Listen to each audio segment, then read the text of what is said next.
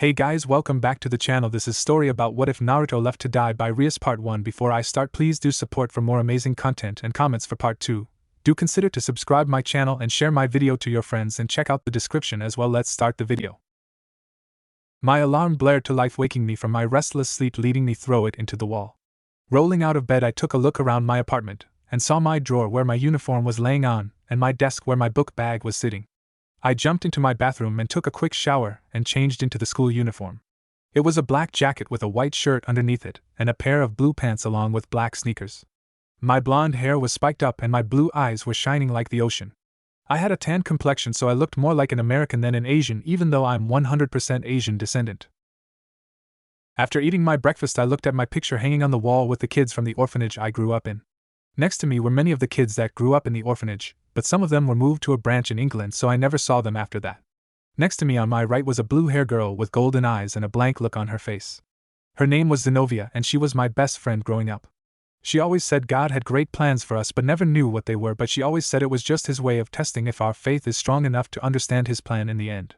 Honestly, I believed in God to a degree, but I'm still waiting to feel His amazing love that the nun running the orphanage preached to us about.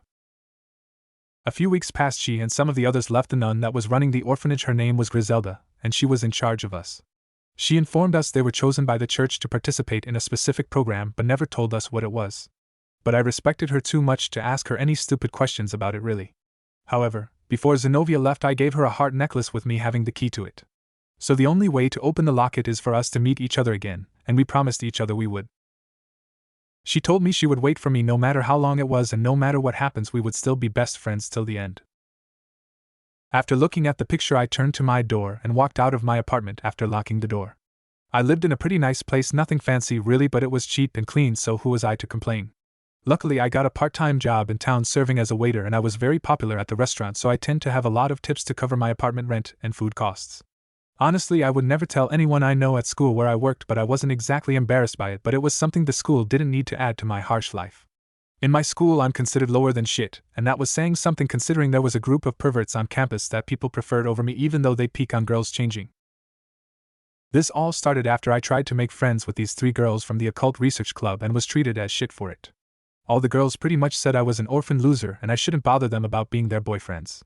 Honestly, I didn't even want to be that. It would have been nice, but still. As soon as that incident happened, they started spreading rumors around campus I was sexually harassing them and was a sex deviant. From that point on, I was the hatred of most of the female students, and all of the male students. One time I was walking by the kendo club during practice while those 3 idiots were peeking. They were caught, but they soon shifted the blame on me, and I was beaten badly by the girls with their kendo sticks. The 3 idiots still got their beating, but I was just walking by and I was beaten for it.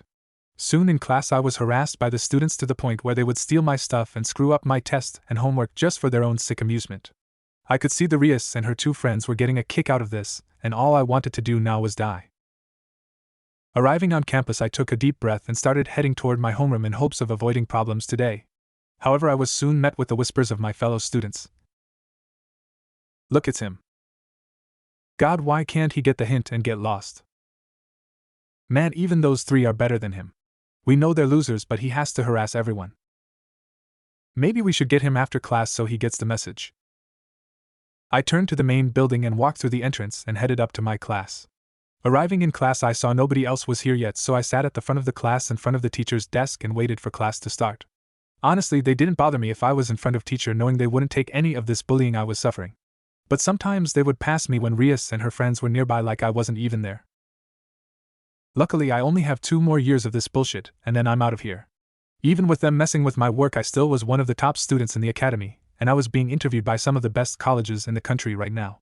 Hopefully things will turn around once I get to college. Students started pouring into the classroom, and before any of them could start bothering me, a blonde-hair prince-like boy sat down next to me and gave me a charming smile. This was Kiba, and he was a member of Rias's club, but for some reason he was the only one that never bothered me personally. I didn't understand this, but I later found out he was secretly sending his fangirls after me by making up rumors that I was bothering him and his club. I thought he was an okay guy, but after finding out about that, I now knew everyone in that club were assholes. He sat next to me for some reason, but I never let my guard down around him and made sure to keep an eye on him at all times. The teacher walked into the room and soon the bell followed afterwards. It was a blonde teacher with bright blue eyes and a flawless complexion. She wore a top that revealed a lot of her cleavage, much to the joy of most of the male students. She had on a short skirt barely reaching down to her knees. She was our English teacher Irina Jelavic. She can teach in this story J, and she was one of the only teachers in the whole school that had my back no matter what. When she first heard the rumors, she was skeptical, so she asked me to honestly answer if I really was like that. When I said no, she believed me because I was not the kind of person who would lie to her. I asked how she figured that. She just winked at me and told me she was sure about this. Now class, let's get started. First, everyone turn in your homework for this week. Thus began another long day of harassment from the students and being mistreated by them as well. After classes. My last class for the day, and I was done now. But I had something I had to do first, so I packed my things and started heading out of the classroom. Before I could exit the room, though, I ran into 3 idiots I was hoping to avoid today. One was shaved head kid with big ears, another black hair boy with glasses, and brown hair and eye boy next to them. These in order were Matsuda, Motohama, and Issei, and they were the perverted trio on campus.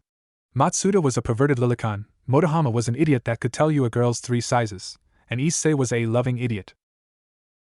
Out of everyone on campus, they were the most likely person to harass me because they were viewed as better than me, so by default they are seen beating me up. They are considered popular, thus leading them to their own harems. However, this was their idea, but honestly it would never happen, and I kicked their asses after every time they picked a fight with me. I already have an extensive study in martial arts, and using swords of different kinds, so this was nothing compared to my teacher Griselda. First Issei approached me from my right, and then his 2 friends came at me from my left. They surrounded me in the hallway with other students watching to see what happened. Really, it was a lose-lose situation for me because no matter what happened, I would become the bad guy no matter what. Fight back and it becomes me bullying them, and if I get beat by them, I'm then mocked for being weak. Really no way to come out on top in this situation. First Matsuda lunged at me first with his left arm extended in a sloppy punch, but I dodged out of the way of it and tripped him. He went face first into the floor, then his friend Motohama tried to sneak up on me, but I quickly ducked under his punch, and with a spin sent my knee into his stomach, causing him to hunch over. Finally Issei charged at me with a battle cry, but I quickly sent a spinning back kick into his chest, sending him to the ground with the wind knocked out of him. The 3 were groaning in pain, and all I could do is sigh. Don't you idiots ever get tired of this? Issei looked at me with a fire in his eyes. Never. If we beat you, then the girls will flock to us for taking out a major sicko on campus. I looked behind him and then back to him. So what you're saying is that you only fight me so you can get the girls naked, is that it? Yes, with that we will finally have our own personal harems. I looked over at Motasuda and then rolled my eyes at him. Is that so, you stupid brats? The 3 boys froze in their spots and slowly turned around to see a teacher they feared. This teacher had long red hair reaching down her back and brown eyes that were showing her anger right now. This was Ms. Urza Scarlet, and she was the head of the cooking class, and she was known pervert hater.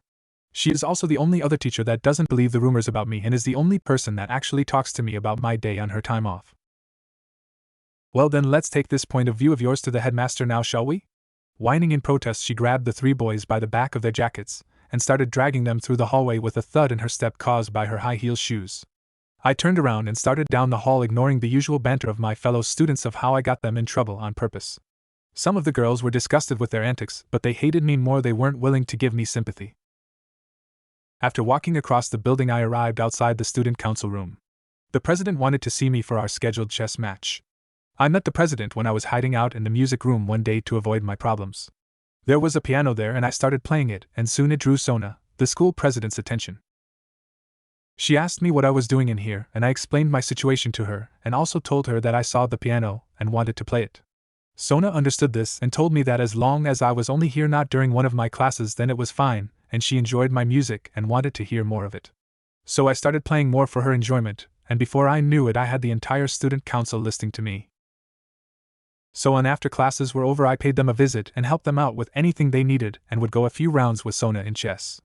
Honestly, I thought Sona was perfect in beauty, considering she didn't flaunt it for everyone to see and didn't brag about it either. That is one of the things I hated about Rias, because she flaunted her large for everyone to see and then got upset when people stared at her chest too long. Sona, however, didn't need to flaunt her beauty, and even though she didn't have as large as Rias, she had a certain beauty that made her more attractive to me. I knocked on the door and someone said enter. Walking into the room, I saw Sona was alone with her friend Tsubaki. Sona had a black hair bob cut along with deep purple eyes that looked like amethyst. She didn't have a large chest like most girls, but she was well developed, along with her having an amazing figure. She also was wearing a pair of purple glasses on her face, which I think drew more attention to her eyes. Tsubaki, The girl next to her was similar in many ways, but she had long hair that reached down her back and one eye that was brown and the other was violet. She was also wearing blue glasses, but they were square-shaped instead. The other key difference was that Tsubaki had a huge chest that could rival even Rias's in just sheer size. Both girls were looking at me with small smiles on their faces, which was unusual for them considering they are usually very straight-faced. Sona was sitting behind her desk and she had a chessboard set up for the two of us to play on. So putting my bag next to my seat, I sat down and greeted both of them. "It's nice to see you both again, Madam President and Madam Vice President. Naruto, please call us by our given names, please." "Of course, sorry about that, Sona, Tsubaki." They nodded their head. And Sona made the first move. The game was fast and intense to the point that Eve Tsubaki was silent, watching every move we made. Every time Sona made a move to block me, I countered it by either moving into another place to threaten her king, or to take one of her pieces. Eventually the game was boiling down to a stalemate in which either one of us could do anything other than repeat movements. I enjoyed times like these because at this point I felt like I was really being challenged to do something that wasn't running for my life from the female students. "Well, I guess it's another draw then, Sona." "Yes, indeed it is. I must say, Naruto, you are quite gifted at this game. Have you ever considered going pro?" I shook my head. "No, I don't really care about being a chess world champion because my goal in life is to evolve my personality, not my brain." She nodded her head and Tsubaki brought us both some tea. "Thank you, Tsubaki." She nodded her head at me with a small blush on her face. Tsubaki made some of the best tea that I've ever tasted, and honest to God, I don't think anyone could do better than her. "Oh, President, this reminds me that I've been hearing a rumor around campus lately." Sona looked at her with interest and motioned for her to continue. "Apparently that boy Issei is supposed to be seeing some girl outside of our school. This caught my interest now because earlier I heard him talking about having a harem, and now I hear he has a date with a pretty girl." Sona, from what I could tell, looked interested but at the same time angry about something. It wasn't my place to pry, so I continued to sip my tea, but heard something she was whispering to Tsubaki that caught my interest. "So Rias will be making her move Sunday then?" I raised an eyebrow at this. What could Rias want with Issei that had to deal with his date on Sunday?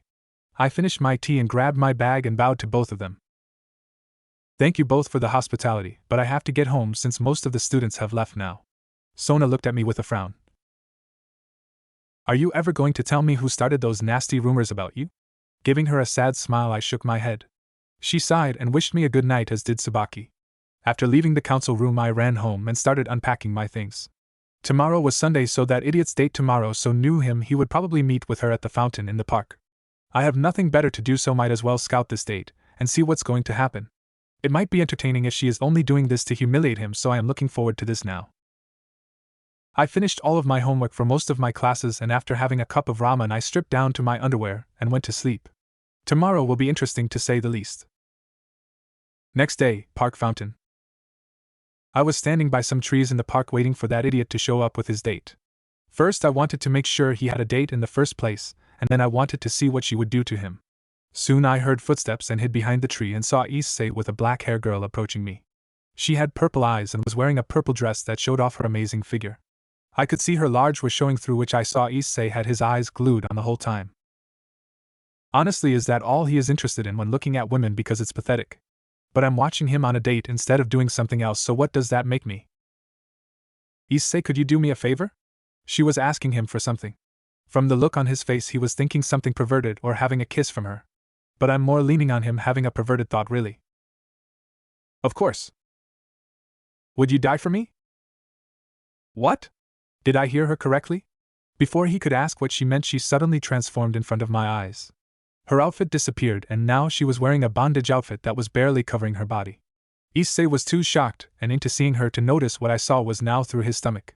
Some pink spear of some kind was just rammed through him, and by the time he realized it, he was already choking on his own blood.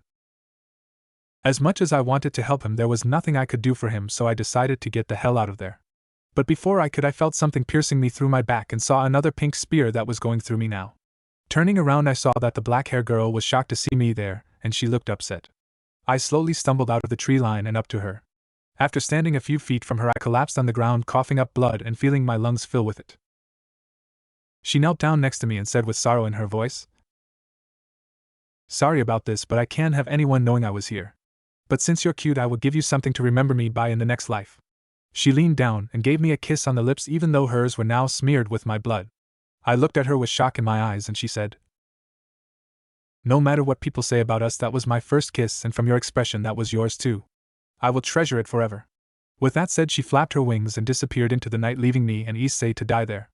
Suddenly there was bright red light, and out of it came Rias with black like bat wings coming out of her back. She looked down at Issei and said, "I won't let you die here, my cute little servant." With that she brought out 8 glowing pieces and they floated into Issei's chest, healing him on the spot. But he passed out from the pain, leaving her with him being unconscious. I turned over and coughed up some blood, causing Rias to look at me. When she saw who I was, she just frowned at me and said, "Well, I guess this night isn't all that bad. At least the world will be better off without you in it."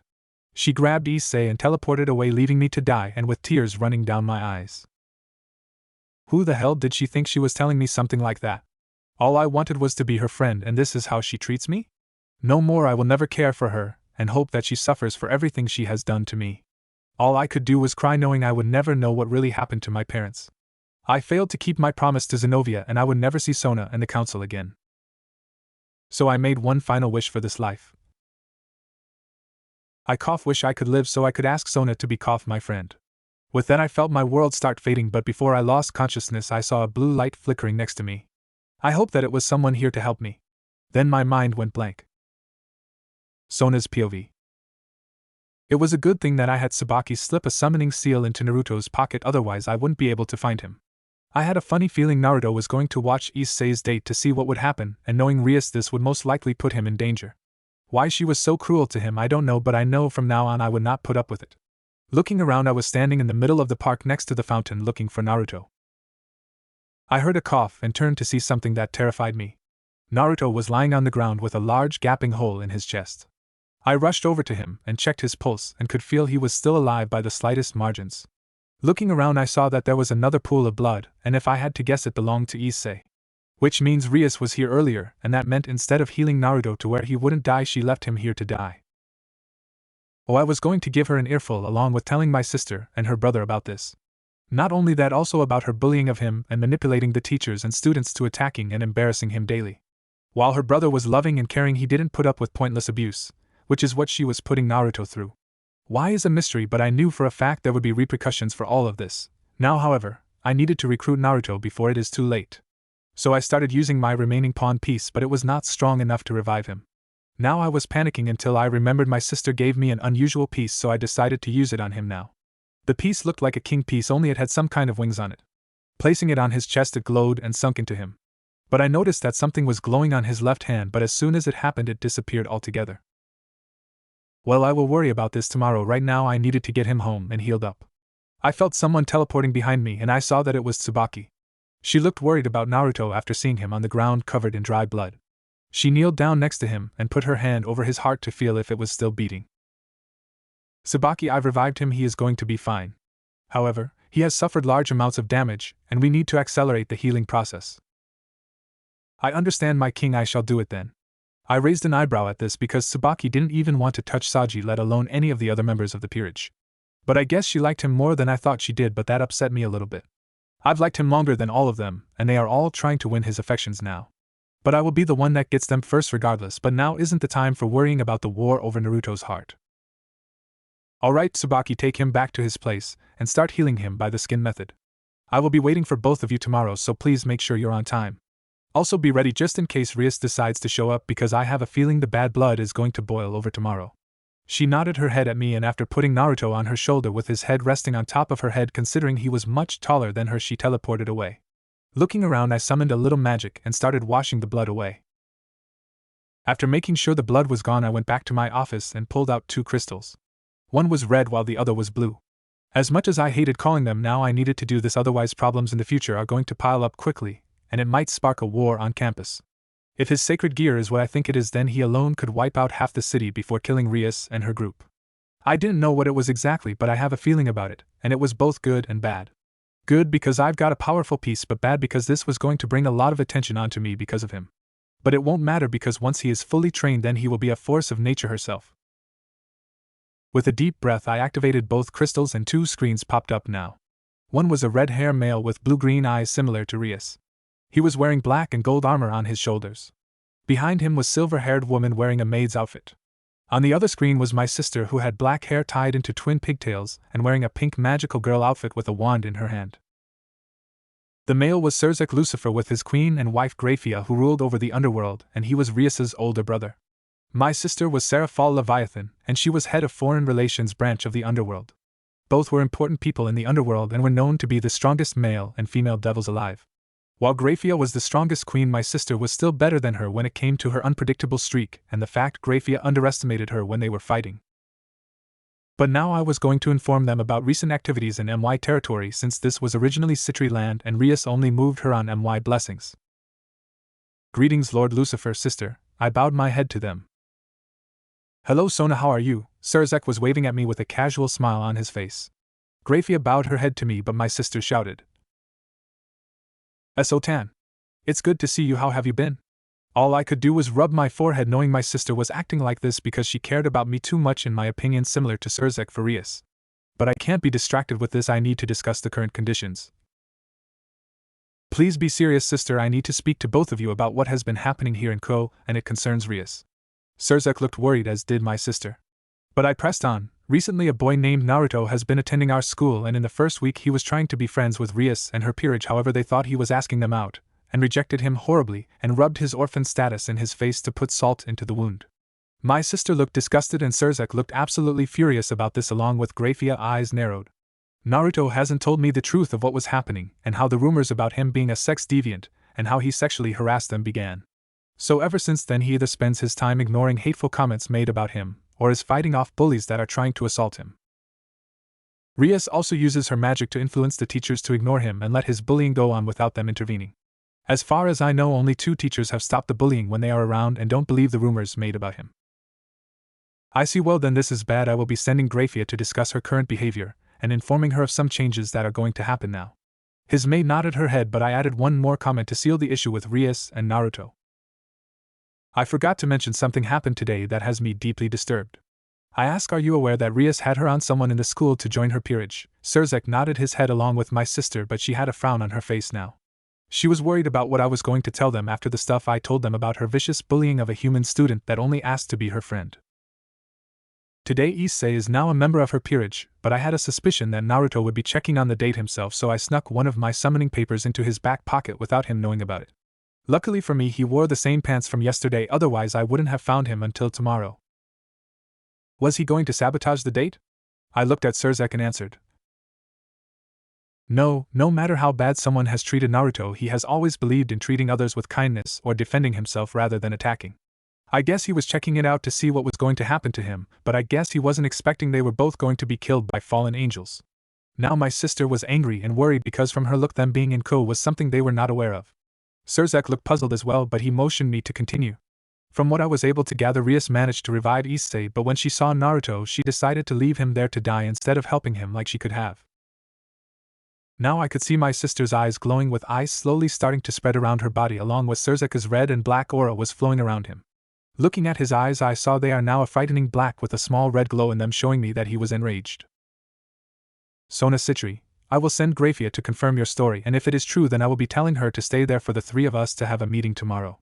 You best not be lying to me though, otherwise there will be greater repercussions for you. I swear on the honor of my family I'm not lying to you, Lord Lucifer. He stared at me for a few moments, and then nodded his head. Turning to his queen he ordered, Go to Ko and check the school along with the park where this incident was supposed to have taken place. If there is proof of Sona's claim, I want you punish Rias along with her peerage. Then you will inform her that she now work in the territory under Sona, and anything she does now must go through her. Also, if there is another incident similar to what has happened already, she will be stripped of her position as heiress and be forced home, where she will remain the rest of her life. Graphia bowed her head to him and teleported out of the room now. Looking over at my sister, she was taking a deep breath and said, Sona, if anything happens between Rias, please inform me, because just because her brother is a Mao does not make her above our rules. She violated many of them today, and is getting a slap on the wrist compared to what we should have done, but this will be the only time. Call me whenever you need me, okay? I nodded my head. Thank you, big sister. She smiled at me and her screen turned off. Now I was looking at an upset Lord Lucifer, and we were waiting for Graphia's report. Hours passed of us just staring at each other when she appeared in my office in front of the screen and bowed to Lord Lucifer. Well? he asked with impatience in his voice. It's true. With those two words Surzek sighed and then nodded his head. Grafia bowed to him, and then looked at me and replied. I will be summoning Rias into your office tomorrow with Lord Surzek here as well and presiding over the meeting. We will explain our anger to her, and she will be given her punishment here, and she will be informed of you gaining full control of the territory as well. I nodded my head, understanding that basically my office was just a room for the privacy to do this and punish her extensively. Well, it will be nice to get my territory back from her. Since she moved her, she seemed to think she owned the whole damn city. I was here first, and while her family may have claim on Japan as a whole, the city of Ko was given to me when I moved to the human world first. My sister promised it to me, and when I was forced to give up part of it to her, I was extremely upset by this. And after getting here, she started treating me like I was her underling to order as she pleases, but things are changing for the better in my opinion. Now the control is reversed, and she must do what I say and inform me of all of her actions, or I can expel her from my city. I bowed to both Lord Surzek and Grafia. I'm sorry to bother with this so late in the day. Grafia shook her head and Surzek gave me a small smile. It's no problem, Sona. I understand you had to call us because of this getting out of hand. I can also tell you're trying to keep problems from getting out of control when Naruto and Rias meet again. Best to keep a war from happening by dealing with one side before they can start. Yes, but I let this bullying go on for months when I should have said something earlier. I felt Grafia grabbing my shoulder, causing me to see her small smile when she sternly replied. You were hoping your friend would stop on her own accord, but she didn't, and now you are bringing us in to deal with her. Don't worry about it, we'll deal with this in the morning, so why don't you go home and get some sleep? Yes, I also have to talk to my new piece and introduce him to the world of devils. I stood up from my desk and bowed to both of them and left my office for my house. Hopefully the meeting tomorrow goes well and we can avoid a major conflict. I hope Naruto is okay. Next morning, Naruto POV. I felt comfortable, more than I ever have in my life. The feeling of warmth was unusual from my normal pillows. Rubbing my face into the pillow, I noticed that it let out a low moan. My entire body froze up. Pillows don't moan as far as I knew. Slowly I opened my eyes and saw a pair of that I was rubbing my face into. Looking up, I saw that it was Tsubaki from the student council. She was sleeping peacefully, so I tried my best to hide my scream of shock. Looking at her a little more closely, I saw that she was naked on my bed. Looking around, I saw that I was naked as well, which made me worried about if I had morning wood and accidentally rubbed up against her. Crawling out of bed, I went to my closet and saw that only my uniform was there, but the weirdest thing was that my casual clothes were gone. How is that possible? I tried recalling what happened yesterday, and then it hit me. The girl with black wings that was wearing some kind of bondage outfit, Issei being on a date, and then being impaled by some kind of spear, and then me being impaled by her spear next. She pitied me and then gave me my first kiss on the lips, then she left me there dying by the fountain. Rias showing up to heal the pervert, I think, but insulting me by saying the world was better off without me in it, and then leaving me to die there. After that, I remember wishing to see Sona so I could ask her to be my friend along with the rest of the student council. But after that, I can't recall what happened to me. Looking at my uniform, I grabbed it and took it with me into the shower. I had a quick shower and changed into my school uniform and walked back into my bedroom. Something was off, though I could feel it, not just because Tsubaki was in my bed, but something about me has changed. My body, it felt stronger and I felt myself lighter than before, but I didn't know why. When I was in the sunlight, I felt weaker than when I was in the dark. Weird really, but the thing that bothered me now was that I could feel something off with my left hand, but I couldn't place it. It itched and felt like something was building inside of my arm. I heard a yawn and saw Tsubaki was rubbing the sleep out of her eyes, and she was sitting up now. She grabbed her glasses from the table next to my bed and looked at me with a smile on her face. But before she could say anything, I turned away from her and kept my eyes close. My cheeks were red hot, and I was blushing up a storm. She had a pout on her face. I didn't know for sure, but I was confident that she did. Naruto-kun, why are you looking away from me? It's inappropriate for a man to see a woman naked unless they are dating. She giggled at this, and I heard her footsteps behind me before she had her arms around my neck. Her were pushed into my back, and she was rubbing her, causing me to get even redder in the face. It's okay, Naruto, you can look if you want. Please, Tsubaki, please get dressed. She tightened her grip on me. Not until you start calling me Tsubaki-chan. I nodded my head rapidly, and she laughed at my red face. She got off my back and started getting dressed until she asked me to help her with her brow. Turning around, I saw her standing there with her back to me, wearing on a pair of blue panties, causing me to swallow some saliva and trying to stop a nosebleed. This is so weird, I pointed out while helping her clip the brow behind her back. You'll get used to it, Naruto-kun. That's what I'm worried about, honestly. After making sure her brow was one, she grabbed her uniform and started putting on her long white socks, showing off her amazing underwear-clad body. Her bra looked like it barely held her in, and her panties were scandalous, but they were still very erotic since they are maybe a size too small for her. Along with her long black hair, she looked alluring to the point I was feeling myself getting hard just by looking at her. But I quickly pinched myself and tried to imagine things to make my hard-on go away. After putting her socks on, he then put her white top on along with the cape and then the short skirt. Finally her shoes went on, and she was fully dressed in her uniform. I felt myself disappointed by this, then I pinched myself again, trying to get rid of such inappropriate thoughts. So Naruto-kun enjoyed the show. Sorry, it was in reverse order. She was leaning on my bed with a beautiful smile on her face. Is that a trick question? No matter how I answered it, I would either be considered a pervert or a bastard. But she only laughed at that and stood up from my bed. We both proceeded downstairs, and she started making us breakfast of orange juice and an omelet with some vegetables and cheese mixed with the meat. After cooking for a little bit, she then set out 2 plates for us and sat down next to me at my small table. We proceeded to eat, but she said, "You didn't answer my earlier question, Naruto-kun." I choked a little bit on my meal and blurted out, "Yes, I did." I slapped my hand over my mouth, and she only laughed at this along with having a blush on her face. Sighing, I decided to ask her why she was here in the first place. "So Tsubaki." "Why are you here exactly?" "Well, do you remember what happened to you yesterday?" My eyes widened and I shouted, "Wait, are you saying everything that happened to me yesterday really happened?" I didn't know if it was some freaky dream or not, but now it confirms it really did happen. "Yes, it did, but I have to tell you that you being killed there was a complete accident." "If that's the case and I died, then how am I still alive now?" "I will allow President to explain right now. Finish your breakfast. You have a long day ahead of you today." She then started eating her meal again, and I started on my again, but at a much slower pace. My thoughts are scattered, to be honest. I mean, really, how is it possible? That girl killed me and now I'm alive, even though I had a gaping hole in my stomach.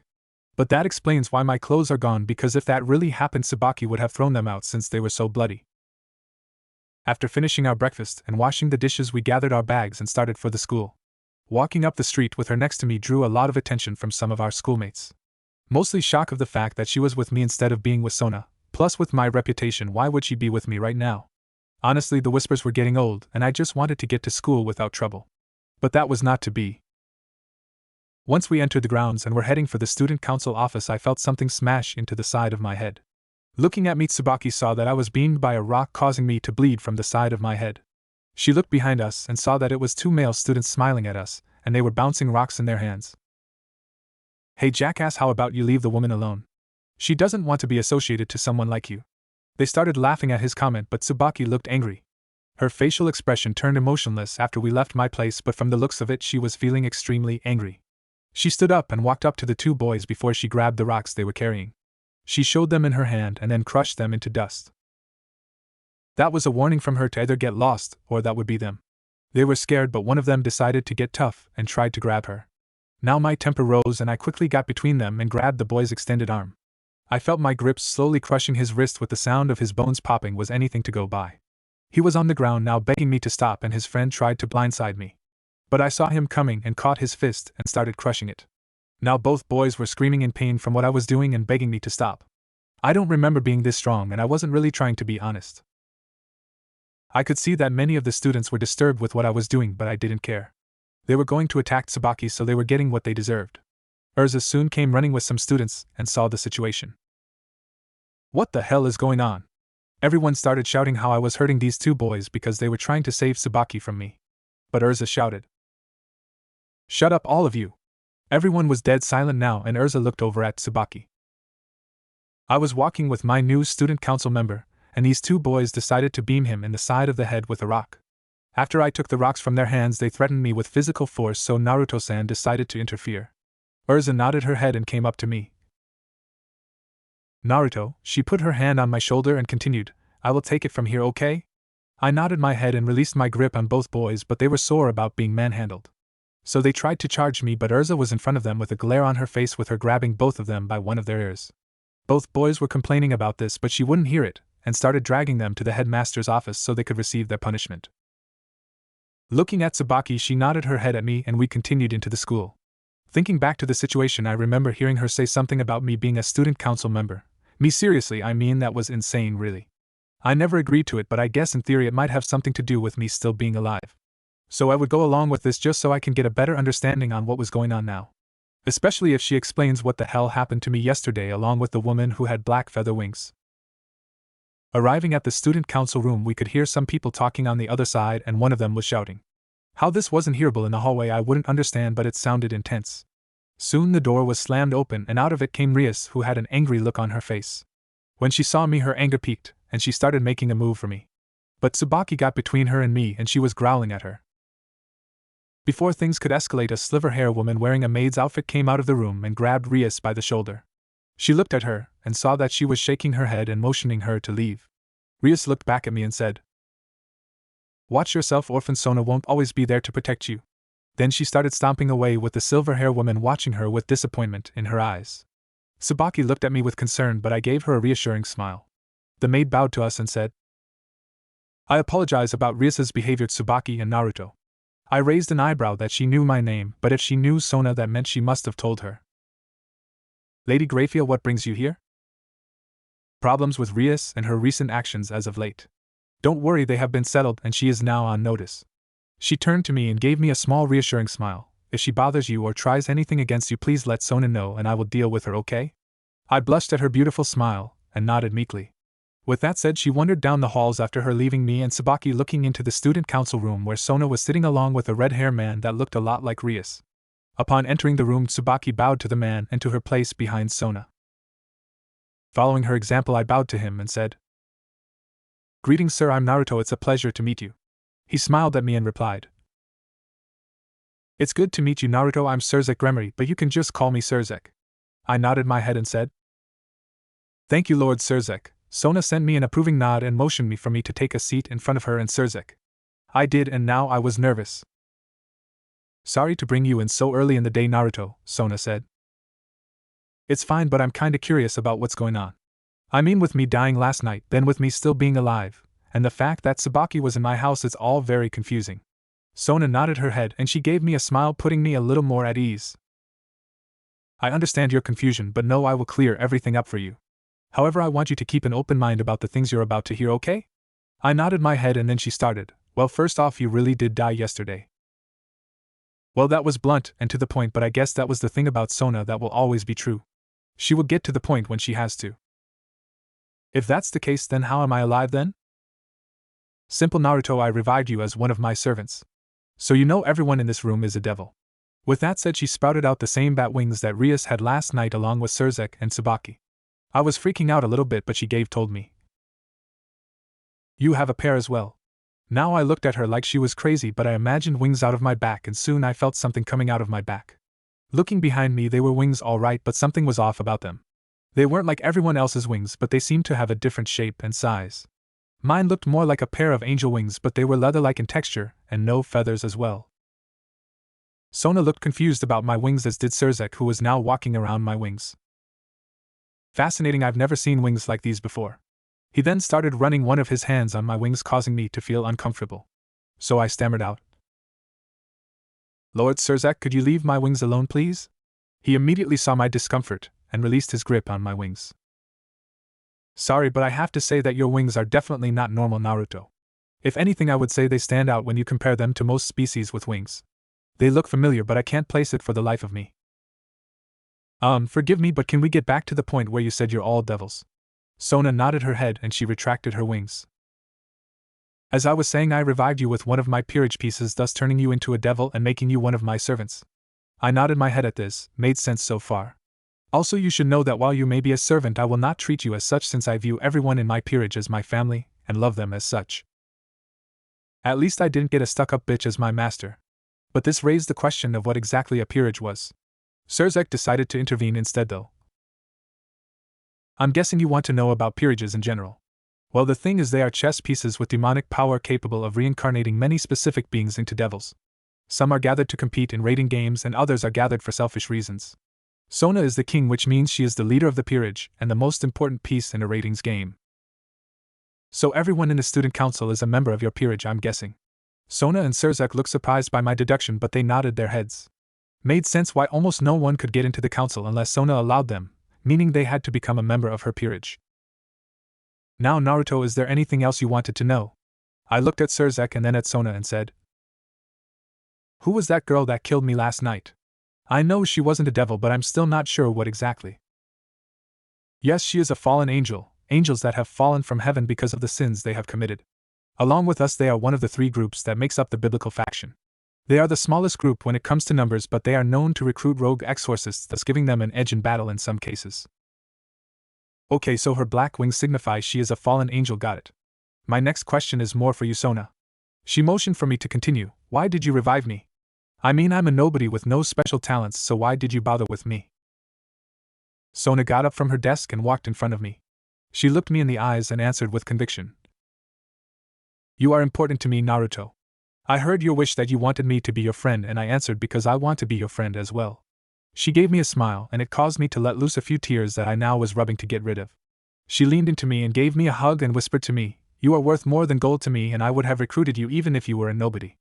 Always remember this. She separated from me and gave me a light kiss on the cheek. My cheeks reddened from the kiss, and Surzek was sending me a wink showing he was thinking more than friendship was going on here. Sona returned to her seat and then continued with her explanation. There is something else, Naruto. After I revived you, I noticed your left hand seemed to glowing, and then it disappeared. Tell me, is there some odd feeling you are having going through your arm right now? I nodded my head, considering I felt something pulsing in my arm, and it was uncomfortable. Well, then this confirms my theory that you have a sacred gear. A what? Surzek stepped in again. A sacred gear are powerful artifacts made by God that are sealed into humans at random. Some are useful or useless, while some, like Longinus gears, are incredibly powerful and are sought by everyone. I nodded my head at his explanation. He then continued, if you really do feel something going through your arm, then I want you to concentrate on it and try to push it to the surface. I closed my eyes and started pushing the energy in my arm outward, hoping for something to happen. Soon there was a bright red light, and on my left arm now was a red gauntlet that had a green jewel in the center. It came up close to my elbow, showing off a golden design along the arm length. Well, I'll be damned, Naruto, you wield a Longinus gear known as the boosted gear. This sacred gear can increase your power every 10 seconds, thus making stronger than before. However, it consumes your stamina, so use it wisely, Surzek told me with a large smile on his face. Sona looked ecstatic while Tsubaki looked shocked at the development. So this is a good thing? Sona looked at me with surprise. This is better than good, you're literally a powerhouse now with the right training. Yes, while I've enjoyed this, I must be off, so I will see you all sometime soon. I, along with Sona and Tsubaki, bowed to Surzek as he teleported out of the room. It was pretty cool, but it reminded me of Rias, so I was a bit put off by it. Looking back at Sona, I asked, so am I going to meet the rest of the peerage later today? Yes, but we have a meeting with Rias as a get-together, and to inform everyone of the changes that are happening around here. I was uncomfortable going to the occult research club, so I asked, can I skip this meeting? I really don't want to go there today. Sona looked conflicted on the matter, but she sternly replied, no, you have to go. I know you don't want to be there, but it's mandatory. Don't worry though, if Rias tries anything or her peerage, we will be there to back you up. I nodded my head and looked up at the clock. It was about time for my first class to start, so I picked up my bag and bowed to Sona and Tsubaki. My first class is about to begin, I have to go. Very well, but please note the meeting is after classes are over. I nodded my head and headed out of the council room and started for my homeroom. Nothing could bring me down now, so I couldn't hear the kids making rumors about what I did to the 2 boys earlier today. End of school day. I was standing next to Tsubaki with the rest of the peerage behind us, and Sona in the front. Among us was a blue-hair girl that looked like a tomboy, and she has blue eyes. Next to her is a white-hair girl with a large chest and blue-green eyes who was in front of brown-hair girl and twin pigtails. Next to that girl was a girl with reddish-brown hair and brown eyes. After them there was a blonde-hair boy standing next to Sona with a blush on his face, with a girl with brown hair and 2 short braids along with brown eyes watching him with annoyance. From what Sona told me, this was most of her peerage assembled. Her other knight had duties as a Grim Reaper, so she was gone often, and her other rook was in college, so he was busy there and couldn't be seen on a high school campus without raising questions. The other 2 pawns were doing contracts for some clients, so they couldn't attend. So everyone here were going to be attending the meeting today and making sure things don't get too heated between Rias and myself. I've known these people for a while and have gotten to know most of them. While the girls were always happy to see me, Saji made it well known he was jealous of how much time I spend with the girls, especially Sona, and he did whatever he could to take their attention back. This usually ended with him getting smacked around because he eventually annoys them to the point they can't focus on anything. But even with that, Saji was a good guy. He was fun to hang around with, but he was driven by his lust at some points, and it blinds him, but at least he knew control, unlike Issei and his stupid friends. We arrived at an abandoned building outside of the school, and once we entered the building I felt oddly at home now.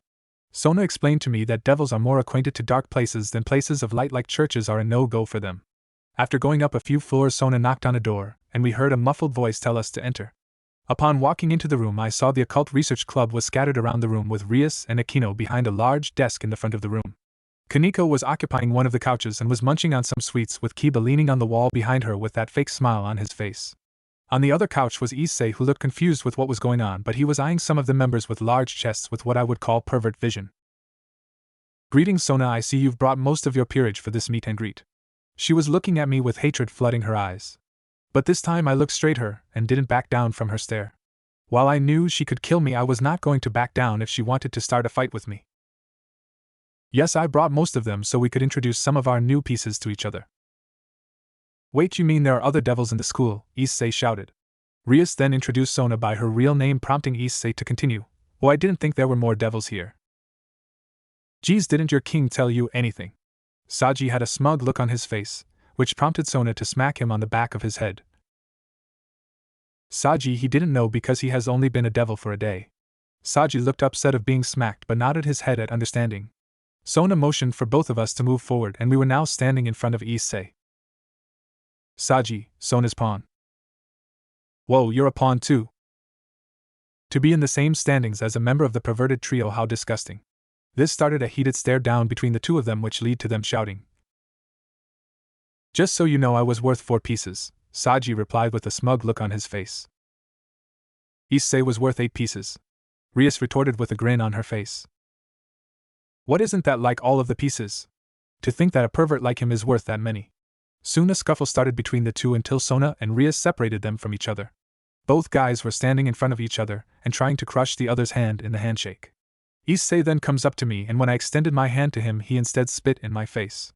Sona and the council were shocked by such disrespectful display, where the occult research club looked on with approval. I was a patient guy, but this was what broke my patience with him. I glared at him while he laughed at me.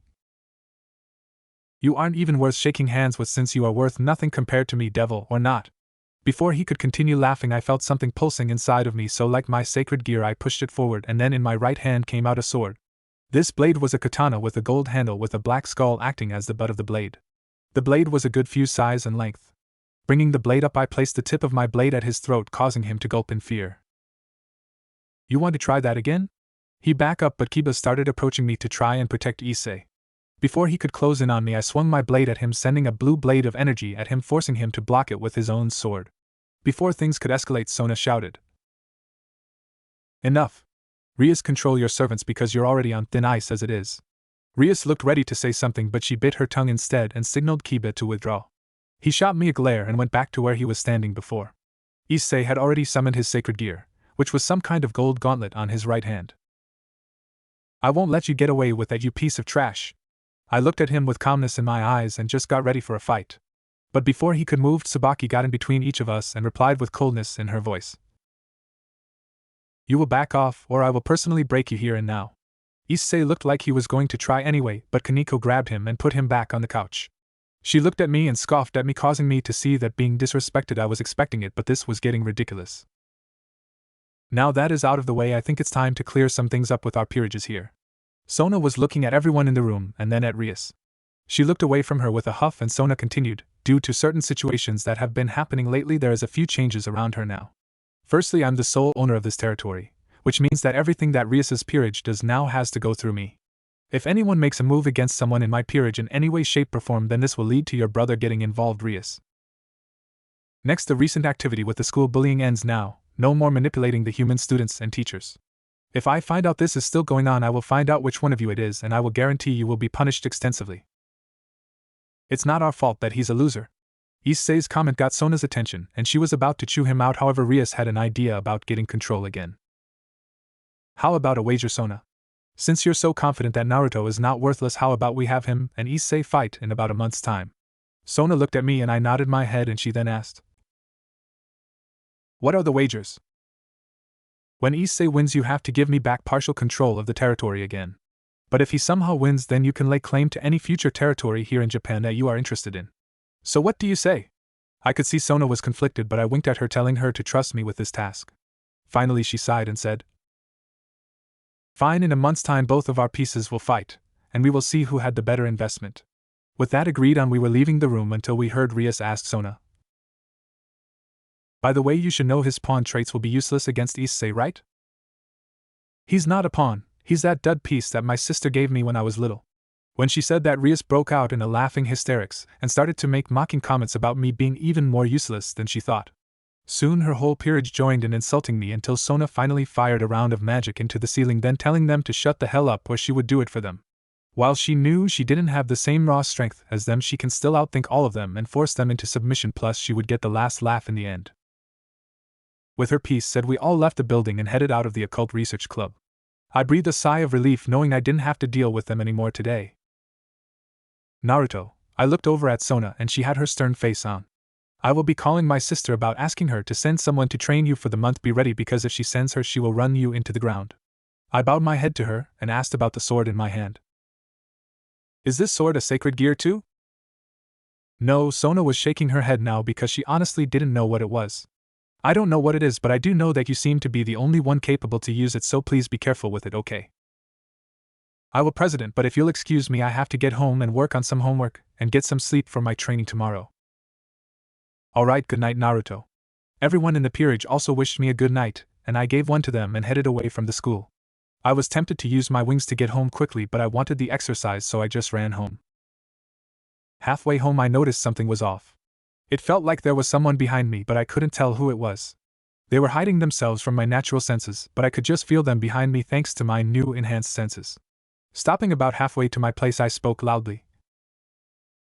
"I know you are there, so please come out." Hearing a rustling noise in a nearby bush, I saw a young girl emerging. She resembled a small child that was wearing a single tight black outfit with a cut around the center of the outfit. On her arms was black belts that were wrapped, 2 for each arm. The first set were by her shoulder, and the other set was below her elbow. Her top and leggings she was wearing were black and white in color, with diamond-shaped figures going out from her leggings and connecting to her top.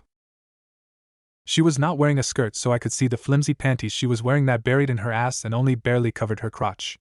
I noticed she had 2 more belts, one around her neck that was hanging loosely, and the other was wrapped underneath her chest. Her face had 2 stitch scars running down both cheeks, and her hands were wrapped in tape. She was wearing purple heel shoes to go with her outfit. Her features are what intrigued me, because she had short white hair that spaced outward, and she had bright green eyes along with a blank look on her face. She was carrying 2 purple and black daggers in her hand that were shaped in an odd way, with a black handle with a circle in the bottom of the blade that extended straight up. On her back she had a pack full of daggers and different small-shaped cutting tools. Overall she looked intimidating, but she also looked like a pint-sized assassin. "Well, hello there, young lady, who might you be?" Instead of answering me, she threw 2 small daggers at me, causing me to dodge them. But she immediately closed the distance between us and brought out her 2 daggers to attack me. I jumped away from her attack and summoned my sword. While I wasn't versed in using a sword, I still knew enough from my lessons for Griselda how to use the basics of the sword. So I managed to block her attack and send her back a few feet. She charged me again with 1 dagger held in a reverse grip and the other one she was swinging with downward. I brought my sword up to meet her slash, and then I skid my blade across hers and brought it down to block her second dagger's attack. After doing that, I pushed her blade off of my mind, causing her to fall backwards slightly. But she quickly recovered and she rotated the blade in her hand and brought it in a side slash. I dodged the attack by taking a step back and then lunged at her with my blade going for her throat. But she quickly leapt over me, then spinning like a tornado she brought her daggers down in a spinning motion. I blocked her multiple attacks, but I soon felt her feet plant themselves into my face, kicking off me and sending me backwards. Her kick hurt like hell, but I recovered quickly and sent a kick of my own into her chest while she was still in midair. This time she went flying into a tree, crashing into it with a thud. She slumped over for a second but then sprung back to life. She charged at me with her 2 daggers following behind her. Leaping into the air, she brought both of her blades together in a diagonal twin slash and aimed for my head. But I ducked under her attack, and when behind her I swung my blade at her back, but she spun around quickly and blocked my attack with both of her blades. Sparks flew from the impact, and after our blades crossed each other she landed in crouched position.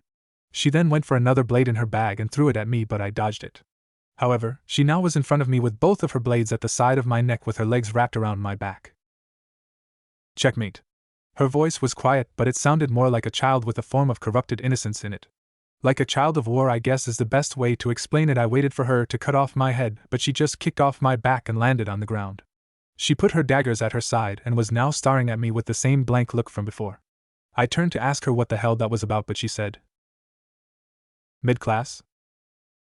"Okay, hold up, what's going on?" I asked her, and all I got was a slight tilt of her head. "I was testing you."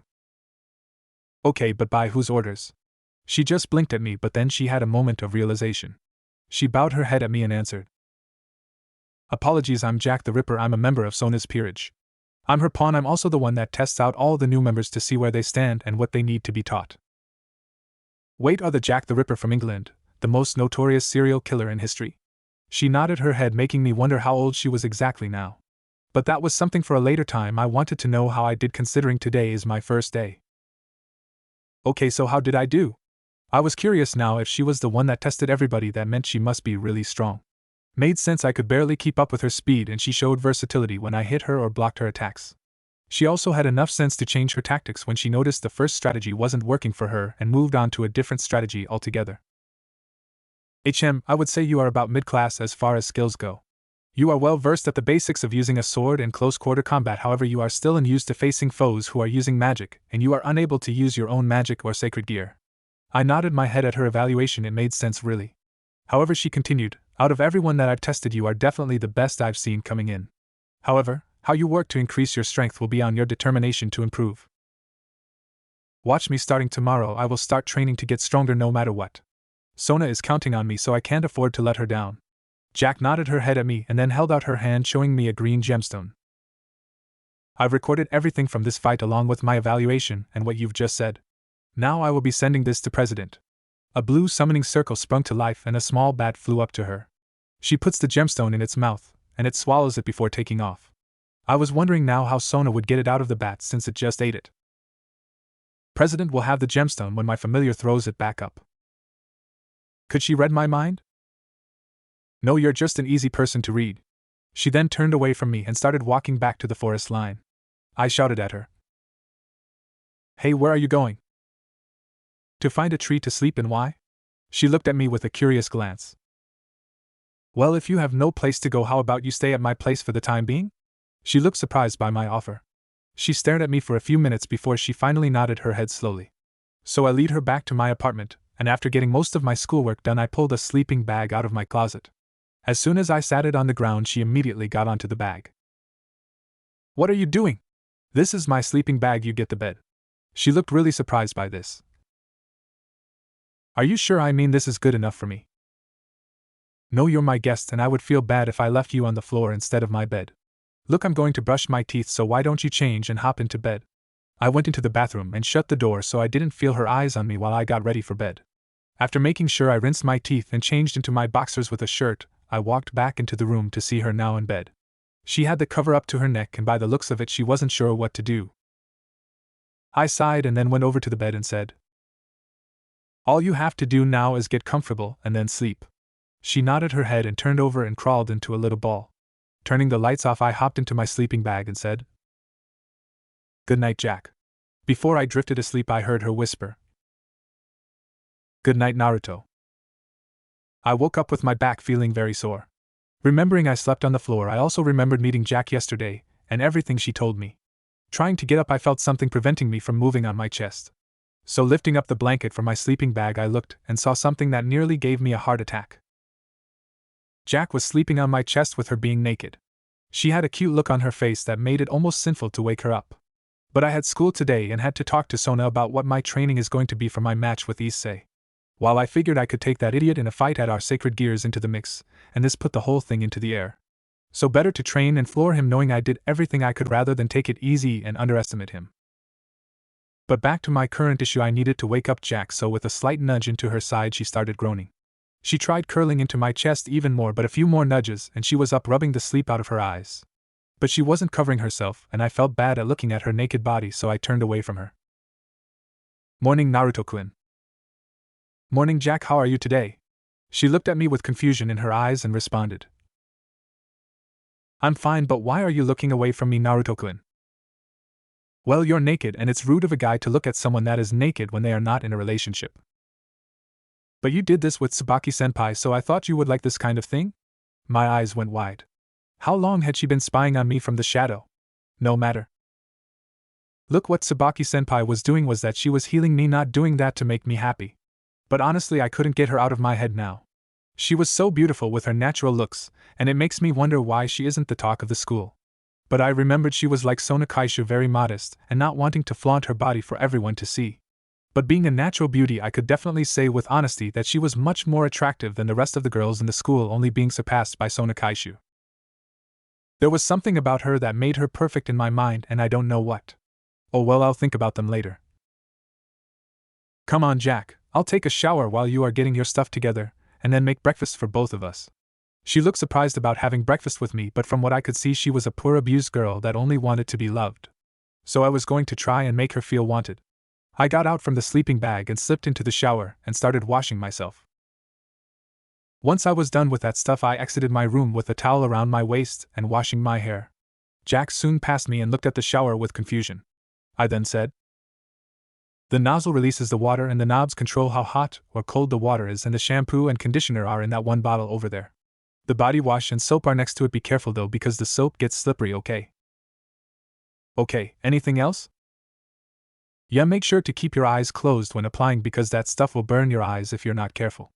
Also keep your mouth closed too, okay? Don't want you to get some kind of poisoning from it." I sweat dropped because I was now watching her write those down on a notebook she got from somewhere, and posted them on the wall of the shower.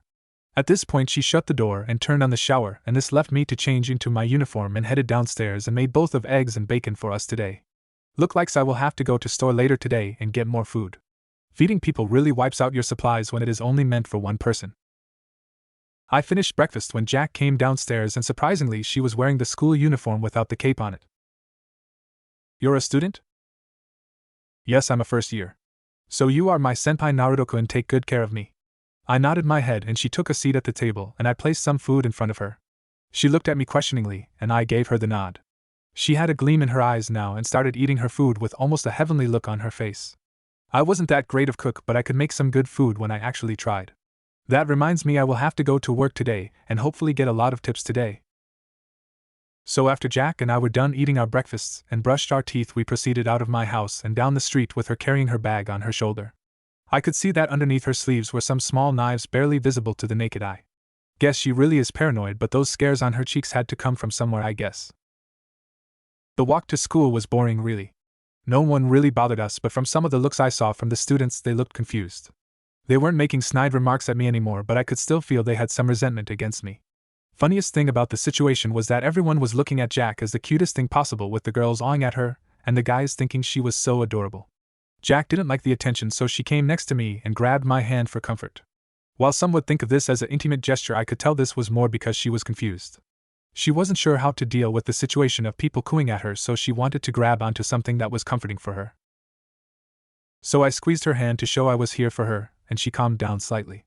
Everyone thought it was adorable that I was acting like an older brother to her, but the guys were jealous I had her attention on me. But I ignored those idiots, and we proceeded to school. Hopefully I could avoid Rias's group and not be bothered by them today. In class. After dropping off Jack at her class, I proceeded for my class with Ms. Irena, or as some like to call her behind her back, bitch sensei. Honestly, I don't know why they did. She wasn't a bad teacher, she was just strict, that's all. Sitting in class, I saw Kiba was glaring at me every so often, but when the teacher looked at him, he smiled at her, pretending to be listening. Truthfully, it was getting old and I wanted to send the guy flying, but that was something that would cause unneeded attention. The biggest issue for me is I was wondering if he was going to try something or not. Finally, Ms. Irena slammed her hand on the desk and had an angry look on her face. The whole class was scared of this, but I could see her anger was mostly towards Kiba in this case, who was nervous of her glare. "Is my lesson boring you to Mr. Yuto?" "And no, sensei, it's not." "Really? Then why is it then I turn away from you? You just seemed intent at glaring at Mr. Uzumaki. Is there something you want to share with the rest of the class right now?" "No, sensei." She sighed and pulled out a book from her bag and slammed it on Kiba's desk. "Since you can't focus on the lesson, then I will give you something to focus on while outside of my class. I want to report on this book by next week, or I will throw you into detention faster than your head can spin." The class was stunned. I was too. Pretty boy Kiba being punished? This was a first, to be honest. "Sensei, I'm sure this is something we could let slide, can't we?" I could sense Kiba was using magic on the teacher, but from the looks of it, Irina, she wasn't budging under the spell, but she had a smile on her face. "Alright, then you can work on this report in detention then if you think you're so special then." He was stunned. She withstood her spell, and then she turned back to the board and continued her lecture. I guess she was trying to be lenient with him, but when he tried to get out of the report, she figured she'd go with the detention. But my question is, how did she manage to avoid the spell? She was human, right? So she should have been easy to use magic on? Unless she already knows of the supernatural world and is hiding it from us. This is something I'll ask Taicho about, but for now I got back to taking notes, so I could avoid a report unlike Kiba. Ha, suck it, pretty boy. Last class of the day. I was sitting in my last class of the day, which was the cooking class with Urza-sensei. She looked happy about something, but what I don't know. Finally, we were all at our stations, with Issei being partnered up with his buddies and Kiba with some random fangirl. I was without a partner again, but that was alright. I worked better alone in this class anyway. Alright class, I know it's the end of the day, but I have an announcement. We have a new student joining us today. I raised an eyebrow at that and knew for a fact that I was the only one without a partner, so most likely they would be with me. There was a knock at the door and Sensei said, "Come in and introduce yourself to your class." Soon the door opened and in came someone that had everybody blushing. She was gorgeous in my opinion, in the same league as Tsubaki, but still not Sonakaisha's level, but still. She had the perverted trio already having nosebleeds, and Kiba was even blushing bright red at the sight of her. This girl had long red hair that was of a lighter coloring than Rias from what I could tell. Her hair was straight and smooth like red silk, and she had a light complexion to go with her amazing hair. Her eyes shone like green emeralds, and they were filled with joy and a look of seduction in them. The thing I think all the boys were eyeing, thought especially those perverted idiots, was her amazing bust. That thing was definitely bigger than Rias's and was on the grounds the biggest one I have ever seen in my life. While I wasn't a bust guy at times, I could still appreciate it when I saw one. Her school uniform was the same as most of the girls, but she was wearing it where her were just hanging out for everyone to see. It looked like it fit her perfectly, and didn't strain against her clothing like Rias's did. The more I looked at her, the more she looked like a happier and kinder version of Rias with a greater alluring beauty. "Hello everyone, I'm Rebecca Gremery. I hope we have a great time together." Her smile made my heart skip a beat, and I could see the three perverted idiots were passed out on the floor from knowing she is related to Rias. Wait, she's related to Rias? Shit, well, there is hope that she won't be a complete asshole like her relative, whatever she was. I swear she could be passed off as her sister by how similar they look. Now, is there any questions for our transfer student? Are you related to Rias senpai? Figures one of the boys would ask that, and he looked like a dog in mating season. It was disgusting. I liked her too, but I knew better than to let my lust show. Devil or not, I was not going to be drooling over another Gremery that could be like Rias. We are related. She is my cousin. Her father is my uncle, making my mom his sister.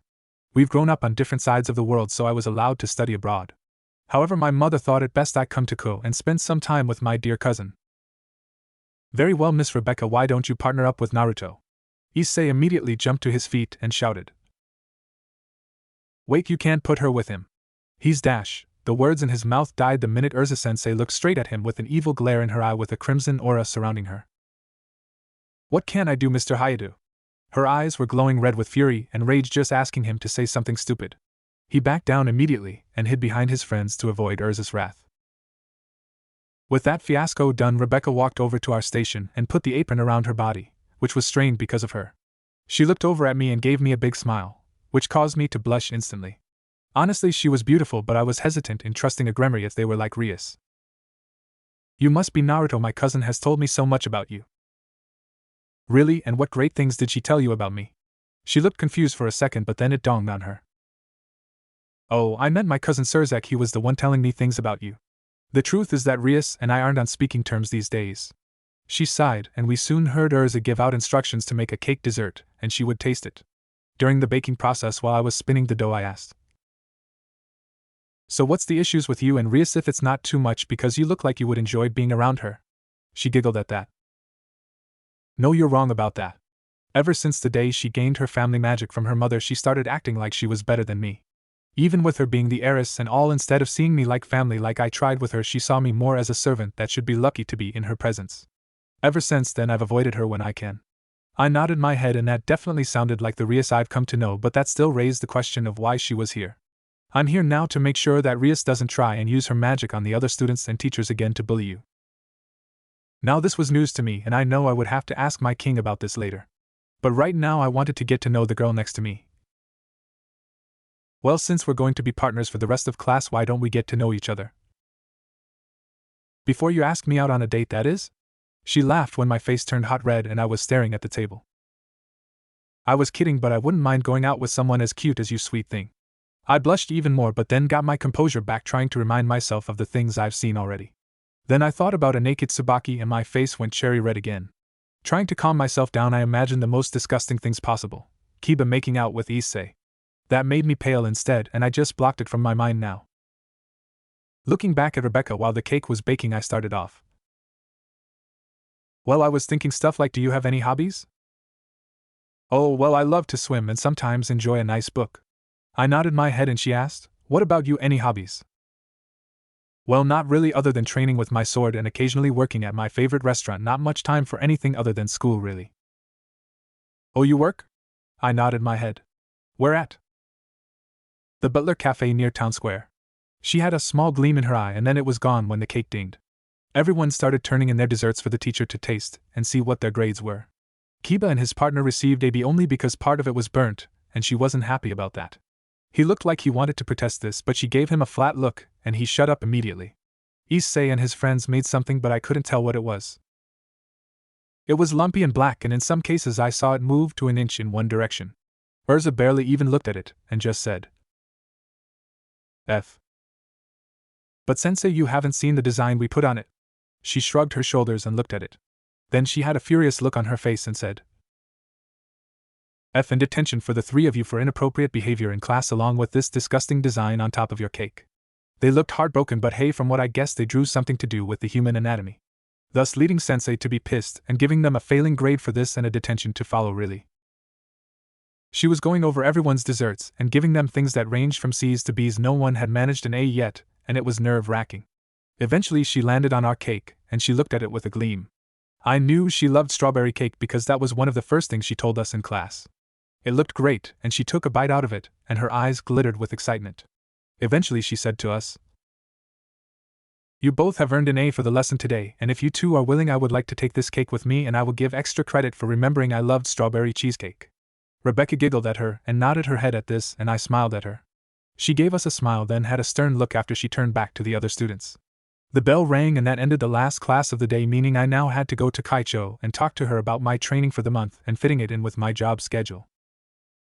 When leaving the class, I saw those three perverted idiots making a dash at me, but Rebecca got between them and me and grabbed my arm and pulled it into her. I was blushing up a storm now, and the three idiots were foaming at the mouth at what I was doing with her. Before they could do anything, she was dragging me away from them and bringing attention to me from all of the students in the hall. Many were forms of jealousy or anger at one of us, but I wasn't sure, to be honest. But the biggest issue was that Rebecca seemed to be unaware that I was uncomfortable with her pressing my arm into her like this. Eventually we reached the student council room, and when we got inside I could see there were two new girls in the room, and they stood out more than anyone that I've ever seen. But before I could say anything, Sona was looking at me with fire in her eyes. Naruto, what exactly are you doing? I looked to my left and saw that she still had my arm buried in her. I freaked out and extracted it from her and shouted, It's not what it looks like, Kaicho. That's Sona to you. And what do you mean by that exactly? I sweated trying to explain the situation to her and everyone in the room.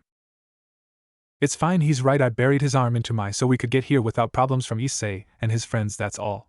Thank whoever I worship Rebecca came up with that explanation. Sona looked at me and I nodded my head agreeing with it, and she huffed at me. Her cheeks were red and she was now pouting at me. Whatever, Naruto, I want you to meet my sister Seraphal and her queen Medaka. They are here because of a favor I asked of them. Seraphal definitely had a unique outfit with some kind of princess warrior look and a wand to go with it. She had purple eyes like Sona, but unlike hers, Seraphal's were full of joy and mischief. Plus, compared to her sister, she was much shorter than her and didn't wear glasses, along with having a ridiculous-sized bust. The girl next to her was standing there, and she had a weirder look than Seraphal considering where we were standing right now. She was wearing a no-sleeve GI, and it was cut down to the point it ended at her belly button, and a pair of knee-length GI pants with tap around her ankle and foot. She had tap on her hands as well, making her look intimidating. She had long blue hair that was messy but at times straight. She had brown eyes that showed fun and joy in them but a strong will to fight. On top of that, she had a large bust going for her and a slim figure with a nice size ass as well. Does being a devil give you incredible and sexy beauty, or is it something in the food they eat? Well, Sona doesn't have the large like everyone, but she still was very sexy in her own right. Serafal ran up to me and started looking me over. She was circling me with a studying look, and she was interested in me. Behind me, she gave my ass a squeeze, causing me to jump away from her and blush. But she was smiling at me and said, "I like you." Sona does have good taste in men after all. Before she could continue, Sona was right on top of her and started covering her mouth to keep her from continuing what she was going to say about her. Can someone explain to me why this is going on, and what the hell is the reason behind it?" Sona finally got off her sister after a big struggle and replied, "We have wait for Rias to show up because there is something we need to discuss with her about the match." I looked at her with confusion, but before anything could be said, Rias walked into the room with Issei at her side. He was looking at the girls with lustful looks and was having a large nosebleed seeing Medaka standing there. She looked at him for a second and then turned away, showing no interest in him whatsoever.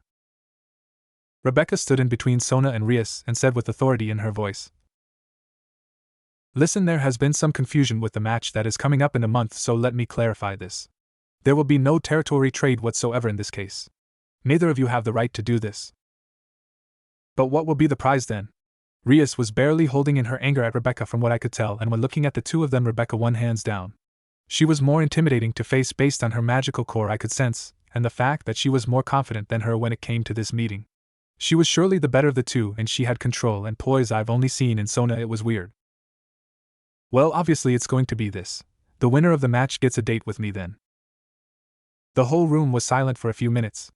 Everyone was stunned silent about this proclamation, but Issei ended up breaking the ice by yelling, "Yes.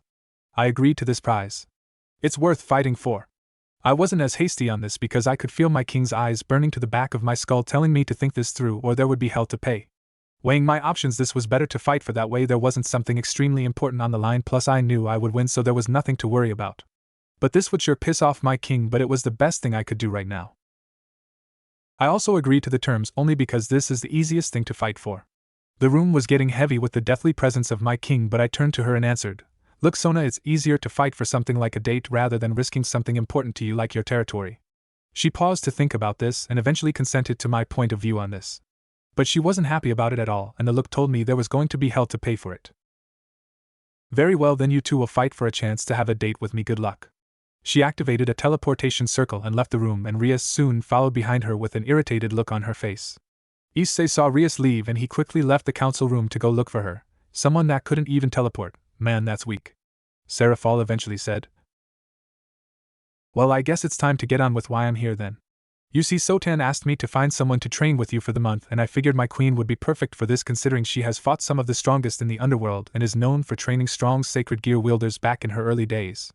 So she will know how to help you increase your overall strength with the sacred gear and maybe unlock your balance breaker before your fight, so good luck." She gave me a wink and did a pose with her, then teleporting out of the room. Medaka was standing in front of me with a gleam in her eyes and told me, "Meet me after your shift is over and we will get straight to training, okay? I have a method to help speed up your training I think you're going to like." She was soon gone, no teleportation circle, just gone. Finally leaving me with a pissed king and peerage that wanted answers from me. "Look, my reasons haven't changed, Sona. Honestly, aren't you glad you're not risking your territory to her?" "I am, but I wish you didn't rush into this new deal." I sighed and answered, "I'm sorry, my king. Listen, how about I make it up to you guys?" They looked at me with interest and I continued, "I have a shift at this restaurant I work at that starts in a little while, so why don't you guys come with me and I'll get you a discount on the food." They all looked at each other and eventually conceded with my point and thus agreed on the meal, as long as it's every time they ate there, which I agreed to just to make my king happy again. After getting through some basic paperwork, I was now in the back of the restaurant and changing into my butler outfit, along with putting on some fake glasses on my face to add some seduction ability to my outfit. At least that is what the boss woman said would appeal to the customers. I got them situated in the restaurant in the private booth that we reserved for VIPs, but I asked the boss for this favor, and she agreed as long as someone isn't already there.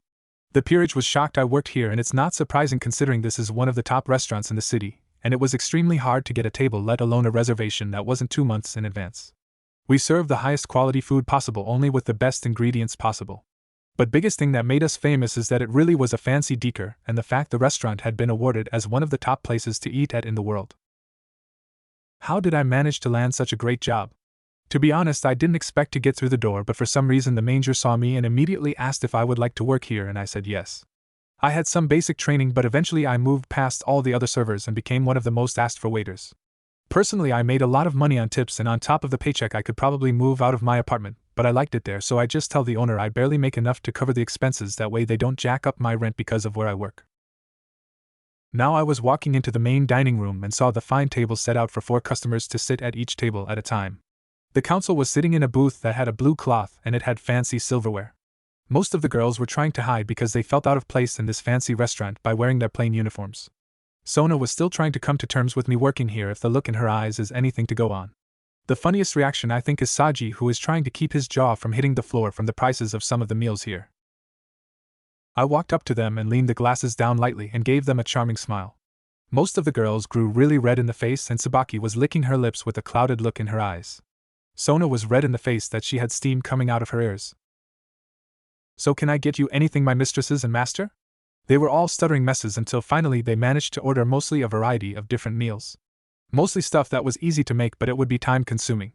Honestly, they were too easy to tease and make uncomfortable in my own work environment.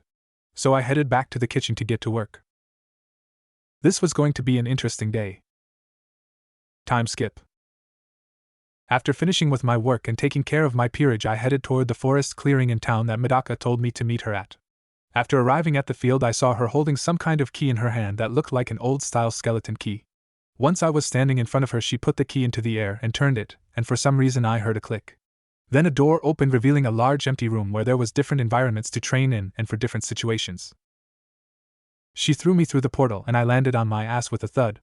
Upon entering the room herself, the door disappeared behind her, and this left us in an unknown area. Well, Naruto, welcome to my personal training grounds. I'm sure you've noticed you can't stand up as easily as you would normally. Well, that is because the gravity in here is 5 times greater than normal. Now I'm going to make sure you are ready for your match to the point where you should be able to crush him into dust with no problem. Okay, sensei, but what are we going to work on though? She pointed to my left arm and answered. I'm a special individual that can bring out even the strongest sacred gear's full potential, and there is a reason for it. I will push you more than anyone else will and make sure you are barely breathing after each session to make sure you are prepared for all things in life. I nodded my head and she then disappeared, and I felt myself leaving my feet and then hitting the ground face first. That is a small taste of my power, and that was a love tap compared to most of my punches. I coughed a little and spat up some blood. I was still unsteady and barely able to get to my feet.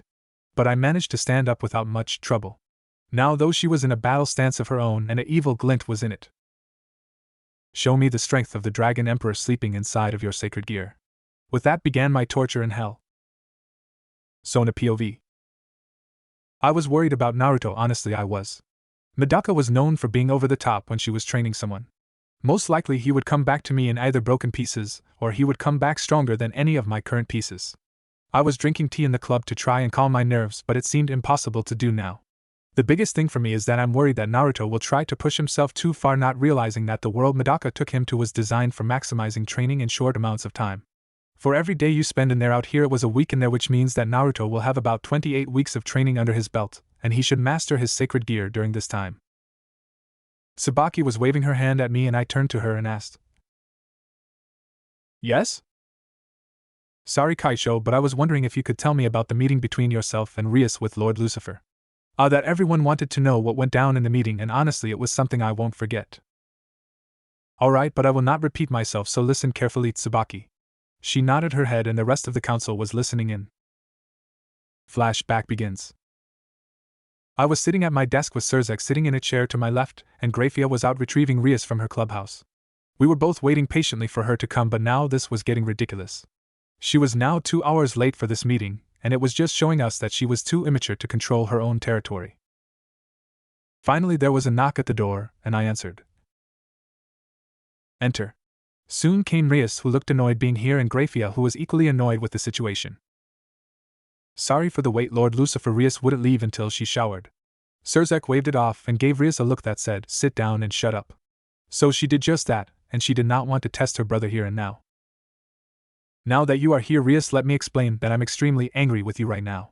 She looked confused by that statement, so he continued, not only have I found out you've been using my name and our family name as means to bully everyone on campus, but to also use it as an excuse for your recent actions.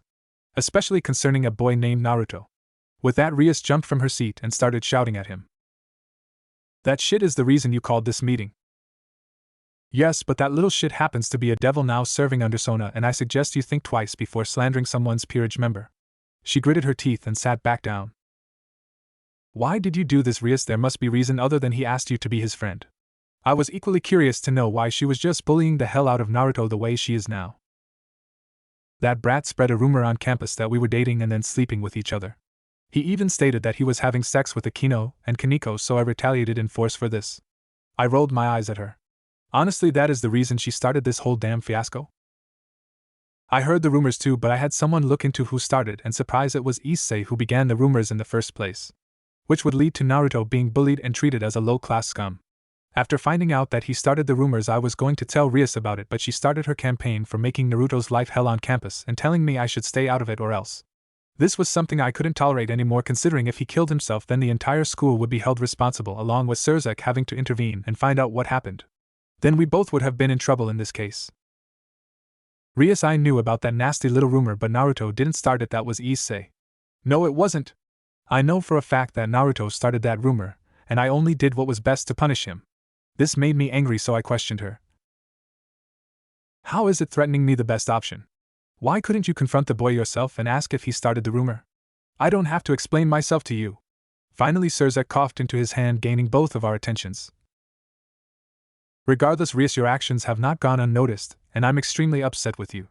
Know that I have heard about you leaving that poor boy for dead when you could have healed him instead because of a mistake you made. Why you didn't just bring Issei in and recruit him that way I will never know. But do know this, everything ends here and you will follow my orders. He started radiating her aura and it scared the hell out of Rias and I. Now beginning today, Sona is in charge of this territory, and everything that happens here. Secondly, you are on notice, Rias. If I find out this is continuing while I'm gone, then you will pulled from the school and return home to the underworld whether you like it or not. Finally, I'm sending Rebecca here to make sure you are not breaking any of my rules. Rias jumped out of her chair and started shouting at Surzek. You can't send that bitch here. The last thing I need is some branch member coming in and making herself look better than me.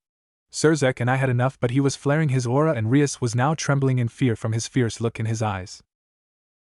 You will not speak of your cousin like that again, and this isn't an option, this is an order. She was red in the face and stomped out of the office, in which led to her confronting Tsubaki and Naruto. Flashback ends. That is pretty much what happened. Everyone in the room was shocked. The reason Naruto was bullied and treated like shit was because of a stupid rumor that was started by Issei. This was insanity from what I could guess from the looks in their eyes. Finally, Tsubaki replies, I hope Naruto crushes that stupid little shit in his match with him. Everyone nodded in agreement, and I did as well, considering I was looking forward to showing Rias she picked the wrong person. However, I had to fill out some paperwork that Naruto wouldn't be here until about 2 or 3 days before he returned from training and back to school. I filled it out to where he was gone with a bad illness that has left him bedridden for a while, which would lead to him being gone as long as possible. Honestly, it's a bullshit reason, but there are diseases out there that can be almost crippling, so it wasn't completely unreasonable. I just hope he came back okay. Naruto POV, 2 days before the match. I was lying on my bed exhausted from the beatings I got from Medaka and had no intention from moving from my bed. Honestly, that girl was as strong like she said she was, and the things she did to me were extremely hard. First few weeks we focused on purely on me getting used to the gravity in this place. It was tough at first, but by week 2 I could walk around normally in this place, but as soon as I mastered that, she gave me something else to do. She put large weights onto my body that weighed a ton on each limb, and I had to learn how to walk like this. This was even more difficult than just the gravity alone, and I was barely getting far with the new weights on, so getting knocked around was something understandable. But in a week I managed to get used to the weight, and didn't get tired as quickly as I would have. After mastering the gravity and the weights on my body, I started training hand-to-hand with her, which usually ended with her flattening me with a kick to the face. But I landed some blows of my own on her, but she informed me that she was only going at about 5% of her full strength and speed, showing me I had a long way to go. The biggest thing that changed was that I was able to deal with most of her strikes and blows after 2 weeks of getting my ass flattened.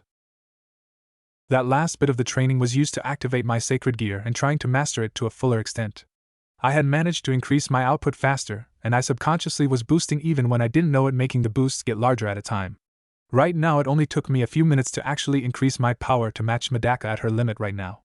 After doing this, I unlocked several abilities tied into this sacred gear, and each one was making me stronger and better than before.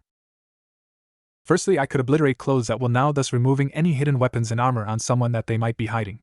Secondly was the ability called Explosion. This allowed me to release all the stored up energy at once, thus giving me a serious power burst, but only for a short amount of time. Once that was over, I wouldn't be able to move at all. Finally, I managed to use some of the magic in the gauntlet to summon a red orb and fire it as a long-range attack. At first it barely made any indentations on the ground, but now I could actually leave a good-sized crater from the attack. The biggest thing I had going for me now was that Medaka said I was close to the balance breaker. She explained it's where the sacred gear evolves after being pushed to the very limit and grants a new ability to the wielder. But the problem seemed to be I couldn't actually activate the damn thing whatsoever. I tried and tried to push it further and further, but eventually I couldn't manage it no matter how hard I tried. Something was stopping me and I had no idea what. But finally I was finished with training and back at my apartment with only 2 days to relax before my match with Issei. I met with Jack earlier, who was still staying at my place, and she told me she missed me. Flattered by this, I asked if she knew what the other group was doing for Issei, and she frowned. She explained that he activated it, and knew one basic attack and was keeping it to himself no matter what. He wanted it to be a surprise, but that was all he was doing. He had no fighting training at all, along with no speed training other than the basic stuff. Honestly, she said, with my training alone the only way I could lose is if I blew myself up at this point. Well, I had to interest in doing that, so I think I'm good. Jack was sleeping on the bed on top of my chest. She insisted that she did, and looking at how cute she looked I couldn't resist. I know she was probably older than me by a few good years, but just her looks alone told me she still had the mind of a child. So after getting through with some of the issues I had with this, especially when she walked into the room naked, I was able to get to sleep. But the minute I went to sleep, something happened. I was in a space that was filled with fire. Looking around, I eventually landed on some giant red dragon creature staring down at me. He was examining me, and from what I could feel he had the same feeling as my sacred gear really. The divine beast looked at me with a critical stare, and then he roared that shook the entire mindscape. I didn't falter. I stood my ground against him and stared him down. Don't be fooled, I was scared shitless at this point just seeing this dragon, but I was not going to be bullied into submission by it. After it was done roaring, it looked at me and then laughed.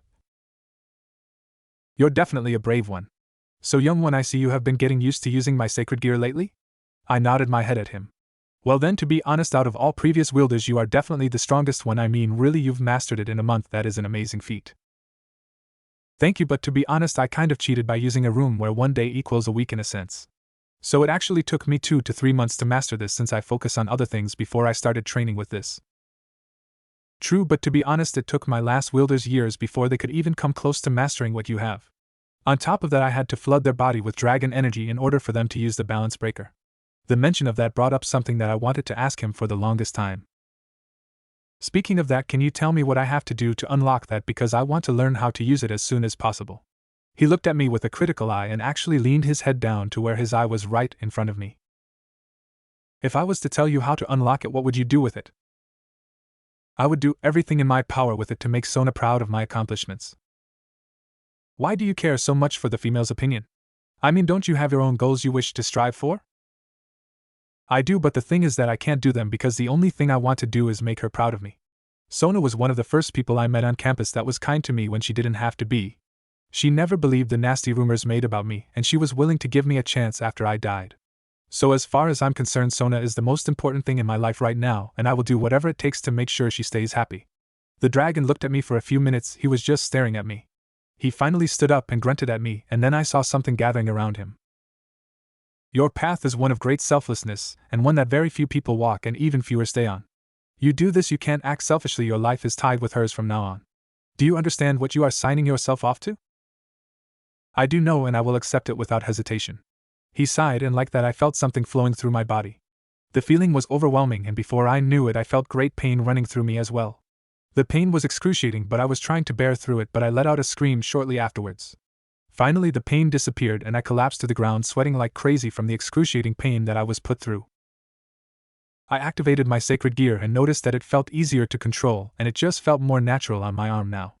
Looking at the dragon, he looked at me with a small smirk on his mouth and he said, I have flooded your body with dragon energy. Be warned, you will need something to drain it every so often, or it will most likely kill you at some point. But don't worry, those females you are so attached to would be willing to suck the energy out of your body if you ask. I now was blushing from the implications, and he was laughing at me now. Through your gauntlet hand, you idiot, that's where it is mostly stored up at. Okay, but what about the balance breaker? Can I use it now? He nodded his head and I started cheering for myself. Now I only have to practice with it a few times, and then it's show time against Issei. As I was fading out, I could hear something in the background, and it was like Drake was arguing with someone that was there. When will you reveal yourself, old fool? When the time is right, my dear friend, only when he is ready for his new responsibilities. I didn't know who that was, but it sounded like Drake knew this man, and had some form of respect for him if his tone of voice was anything to go by. But that isn't important considering I now had a new form to test out, and hopefully master by the time the fight comes around. 2 days later. Standing in an open area, I saw Sona and the peerage along with Rias and her peerage standing on the left side of the open field.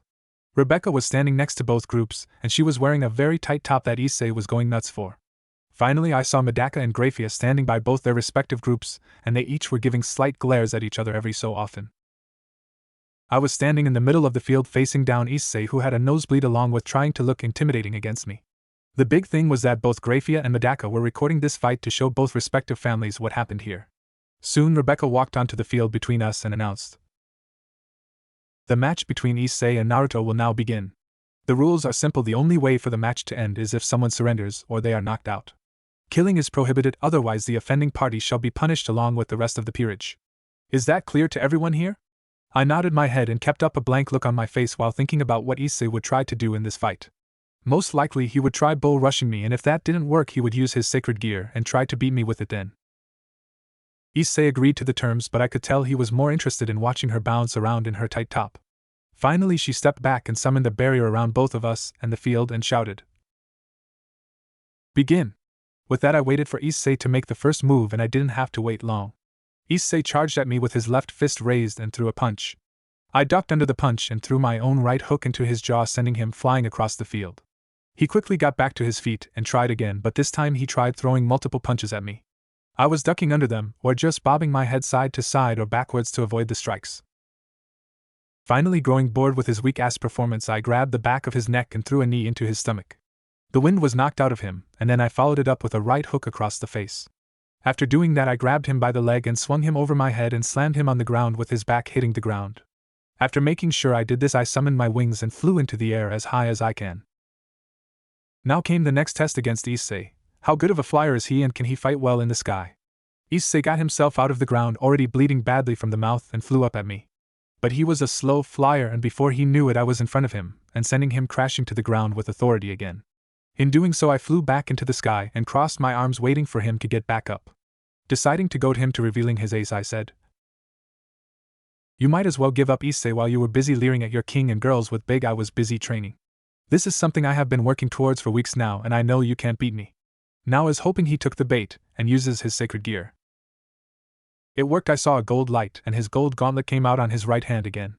Everyone in the crowd was waiting to see what his sacred gear can do, and if it was actually worth 8 pawn pieces.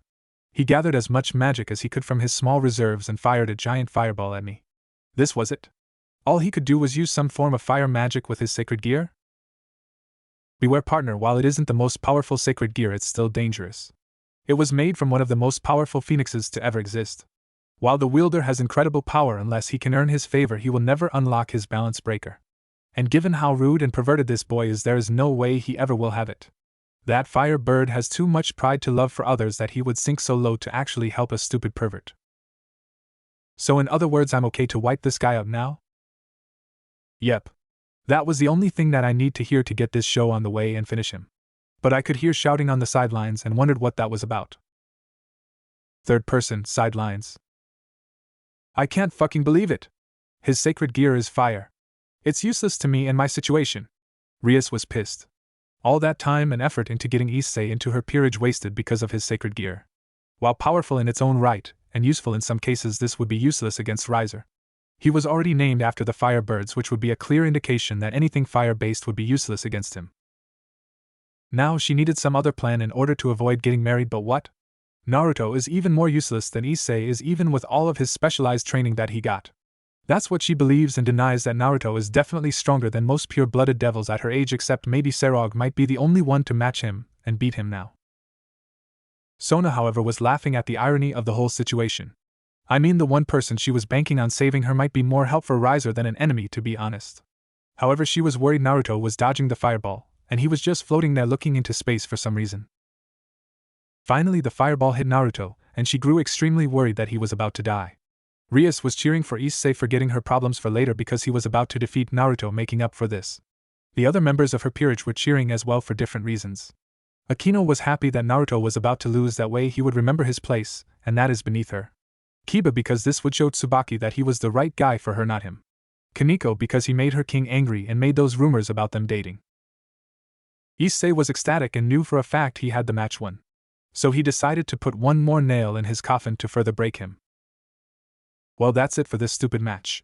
Don't worry, I'll take good care of Sona. After all, she needs a real man and not some brat that's parents probably abandoned him because even they didn't want any association with him. Sona was disgusted with this display along with the rest of the peerage. Saji was especially angry at the boy. Yeah, he was jealous of Naruto, but he would never sink to the same lows as this guy. Honestly, he and Naruto were pretty cool with each other, and while he knew of his perverted tendencies, he explained that it's okay because every guy is like that no matter how much they try to deny it. Madaka was furious with the boy. This was the great pawn that everyone was talking about and how he took 8 pawn pieces. Honestly, she would kill the boy after this match if he killed Naruto. He took more beatings from her that were worse than this, but the fact he sunk this low and mentioned his parents like this infuriated her. Grafia was going to have another talk with Surzek and have a proper punishment lined up for him if he stepped out of line again. Rebecca thought was the most upset with this situation. She thought it was some kind jealousy thing, but now it just showed that they were horrible people in general.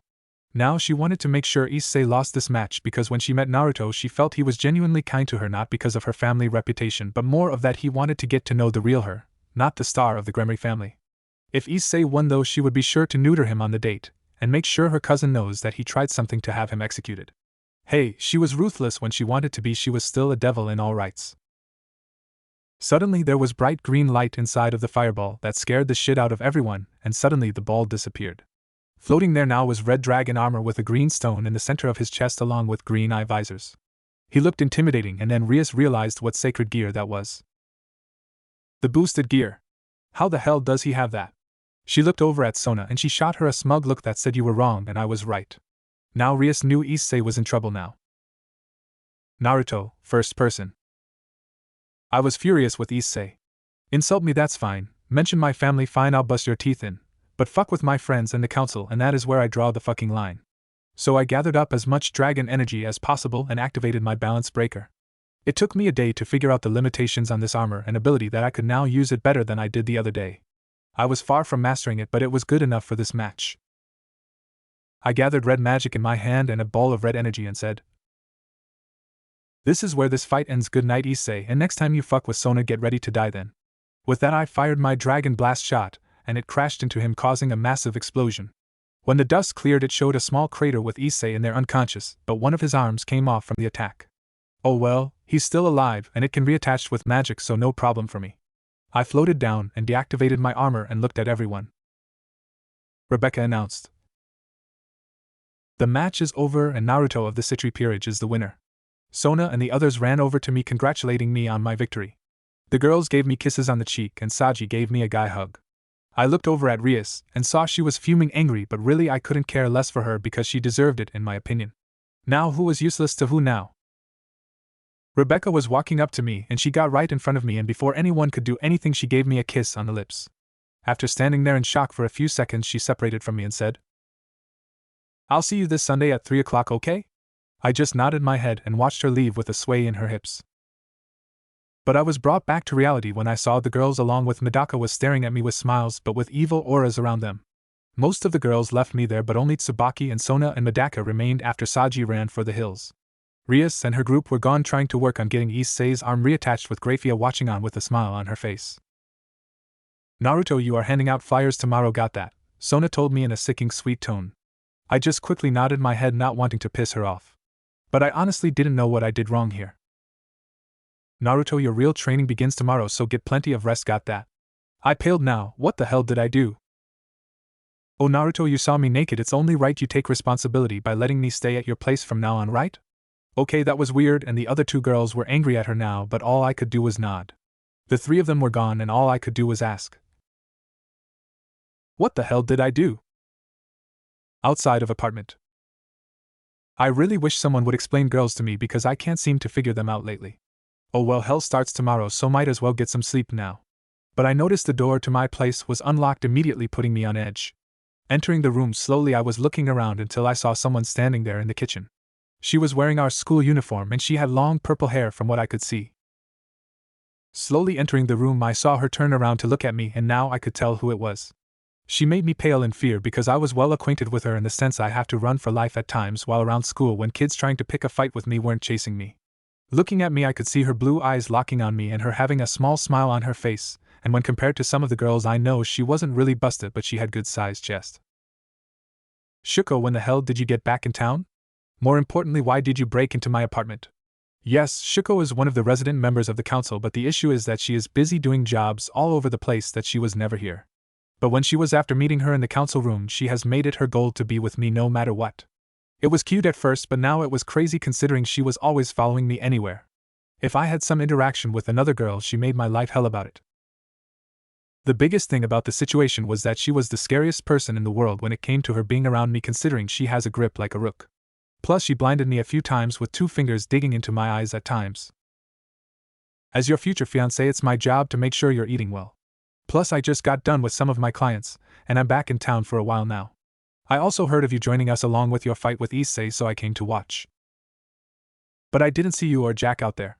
Her eye twitched at the mention of Jack, and before I knew it, a knife was zooming past my head and ended up impaled in the wall next to me. She missed me by a few inches, and it scared the hell out of me. Why is she in this conversation? Does she live here now or something? Before I could answer, Jack came through my side window wearing her usual gear and landed on my floor. Hello Naruto, I'm finished with my last job, how's everything going?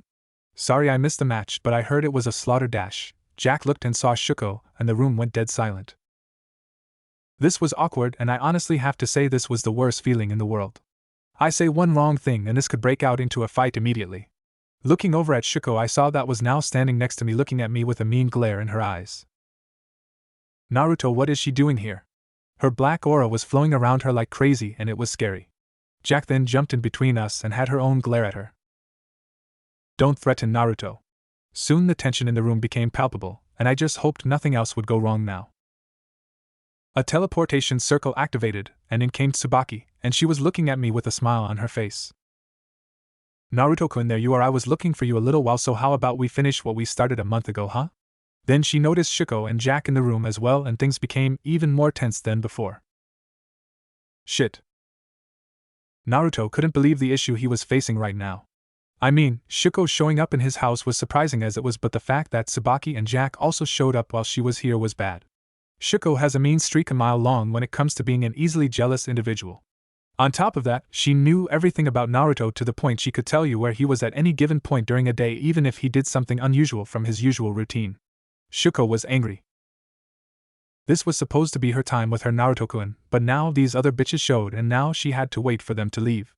She remembered hearing from some members of the peerage that Naruto was the center of attraction among them in the student council. While she had come to terms that Sona would be the first one to get her hands on him, she didn't like the other girls trying to. In her mind, only she and Sona deserved to be with Naruto, and the other girls could stay the hell out of the way. Naruto was trying to come up with the best solution in how to defuse the situation right now. Considering the 3 girls looked ready to kill each other or worse, him. So Shuko, you're a devil as well? Great thinking on his behalf, because now Shuko had her attention on him and nodded her head with a blush on her face. Yes, I've been one since my first year in high school. I come from a long line of weapon masters and strategists, so I was the great choice as a second in command if anything happened with Sona-senpai or Tsubaki-senpai. Tsubaki looked miffed. She assumed she was hot shit when really Sona brought her in because she was a skilled warrior and could use any weapon she got her hands on. Plus, her ability to create armor with her magic also helped too, I guess. Other than that, she was not much on the battlefield or in a ratings game, to be honest. Also, she made it no secret she wanted Naruto all for herself. However, she bowed down to the fact that Naruto would most likely be with Sona, as she called him first. So she settled for being the second wife, but Tsubaki was going to make it clear she would be in that position. Plus Naruto already seen her naked, so she was closer to him than the other girls. Jack finally grew bored of the conversation and took initiation of the situation by getting out of her chair and sat on Naruto's lap. Tsubaki looked enraged and Shuko's eyes started glowing with an evil red color in them. Naruto, the poor bastard, realized he was in serious trouble and he needed to do something to defuse the situation right now before it got out of control. So doing what he does best, he made a bullshit excuse with a yawn first.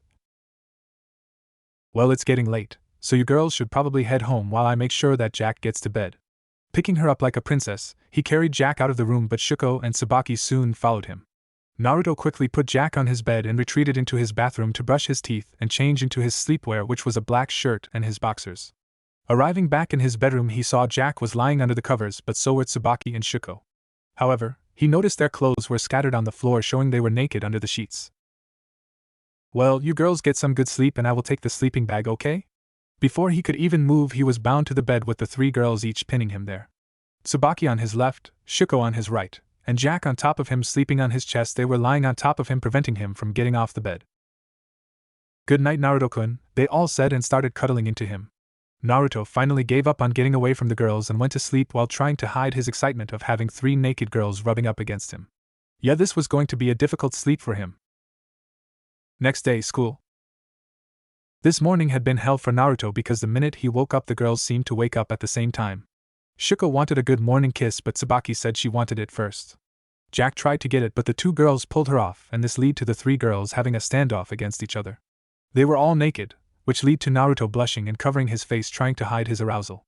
Naruto quickly went to the bathroom and started up the shower only after activating a magical lock on the door, preventing the girls from coming in with him. Naruto finished his shower quickly and dashed downstairs to make breakfast while the girls were busy changing and getting ready for the day. After a few minutes they came down the stairs and were dressed in their uniforms, but Naruto could see there was still anger in their eyes for each other. Naruto immediately made some breakfast and sat their plates down, hoping to avoid them all fighting each other right now. This would lead to Naruto watching them trying to feed him, which sparked more jealousy between the girls and then the breaking of his table. Luckily he fixed it with magic, but it was a pain in the ass, to be honest. Arriving at the school, he was the view of several odd looks, considering he had Shuko dragging him by his left arm while Tsubaki was dragging him by his right arm. Jack was enjoying the ride while being on his back, and Naruto looked like he was in immense pain right now. Two girls were pulling his arms out of the socket, and he could barely heal his arms in time before they are pulled out of the socket again, leading to him restarting the whole process again. Naruto finally got to his class and away from the three girls and had his head resting on his desk right now. Surprisingly, Irina was early today, and she looked like she was waiting for Naruto right now. After taking his seat, she came up to him and sat on his desk, looking him into his eyes. She asked, "Naruto, how are things for you now?" "They are good. The bullying has pretty much stopped, so I'm good." She nodded her head and then looked away from him. "You know, there are things lately that have been happening and I don't know why yet. But for some reason, you're at the center of it all." Naruto started sweating a little bit but had a poker face on right now, hoping she wouldn't sense his nervousness. "Well, I guess I just have some bad timing, that's all." She narrowed her eyes at him, but they returned to normal with a huff. "Yeah, maybe, but I feel there is more to this than you're letting on." She got off his desk and all of the students started flooding the room ready for their lesson. Naruto was wondering what the hell that was about. I mean, could she know more about what's going on lately than she is letting on? No, he couldn't feel anything coming from her, no magic at all. So how could she be part of all of this? Naruto figured he might be overthinking this again and just focused on the lesson right now. What he didn't know was Irina was watching him with an intense look on his face. She had a gleam in her eye and thought, "It's emerging, soon the being of darkness will return and he will retake his rightful place as ruler, and I will emerge once more." ORC. Rias was furious right now. All that effort to recruit Issei, and it turns out that his sacred gear is useless to her now. His fire gear would be useful against anyone but Riser, and he would laugh at his pathetic attempt at attacking him now. This pissed her off more because the boy she hated actually had a sacred gear that would be useful in dealing with Riser now. But it was in the hands of someone she despised. The honest reason for her hatred for him was that she was sick of people coming up to her asking to be her friend all the time. Plus he looked a lot like Riser, so she was convinced that he would be like him too by his looks alone. Which this is pretty poor reasoning, but why would she care for anyone else's opinion? Honestly, she was only looking out for her own interests now. However, she was worried.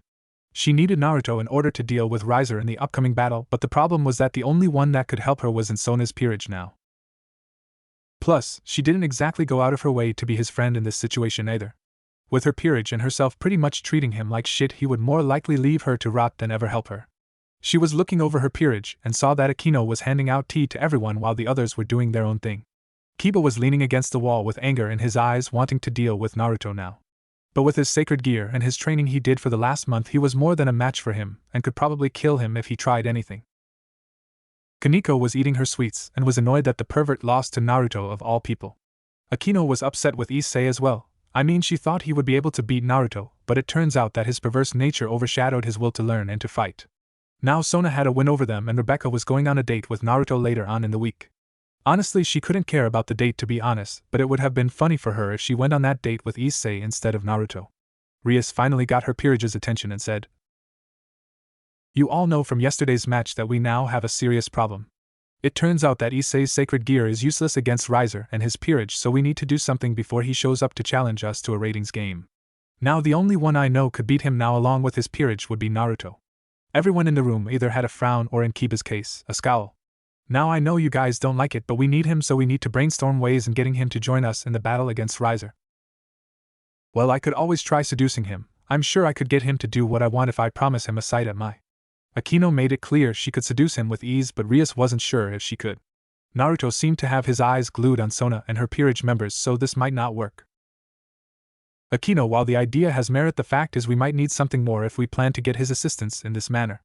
Akino frowned at this, figuring she would go for the idea considering she has been the center of many lustful dreams from the other students. So obviously Naruto would fall for this immediately, but Rias didn't think that would be the case. However, she was going to give it a shot regardless if she thinks it won't work, because she was confident she would attract him immediately. Kiba was growling about having him around considering he has the attention of the one girl in school he really wants, Tsubaki.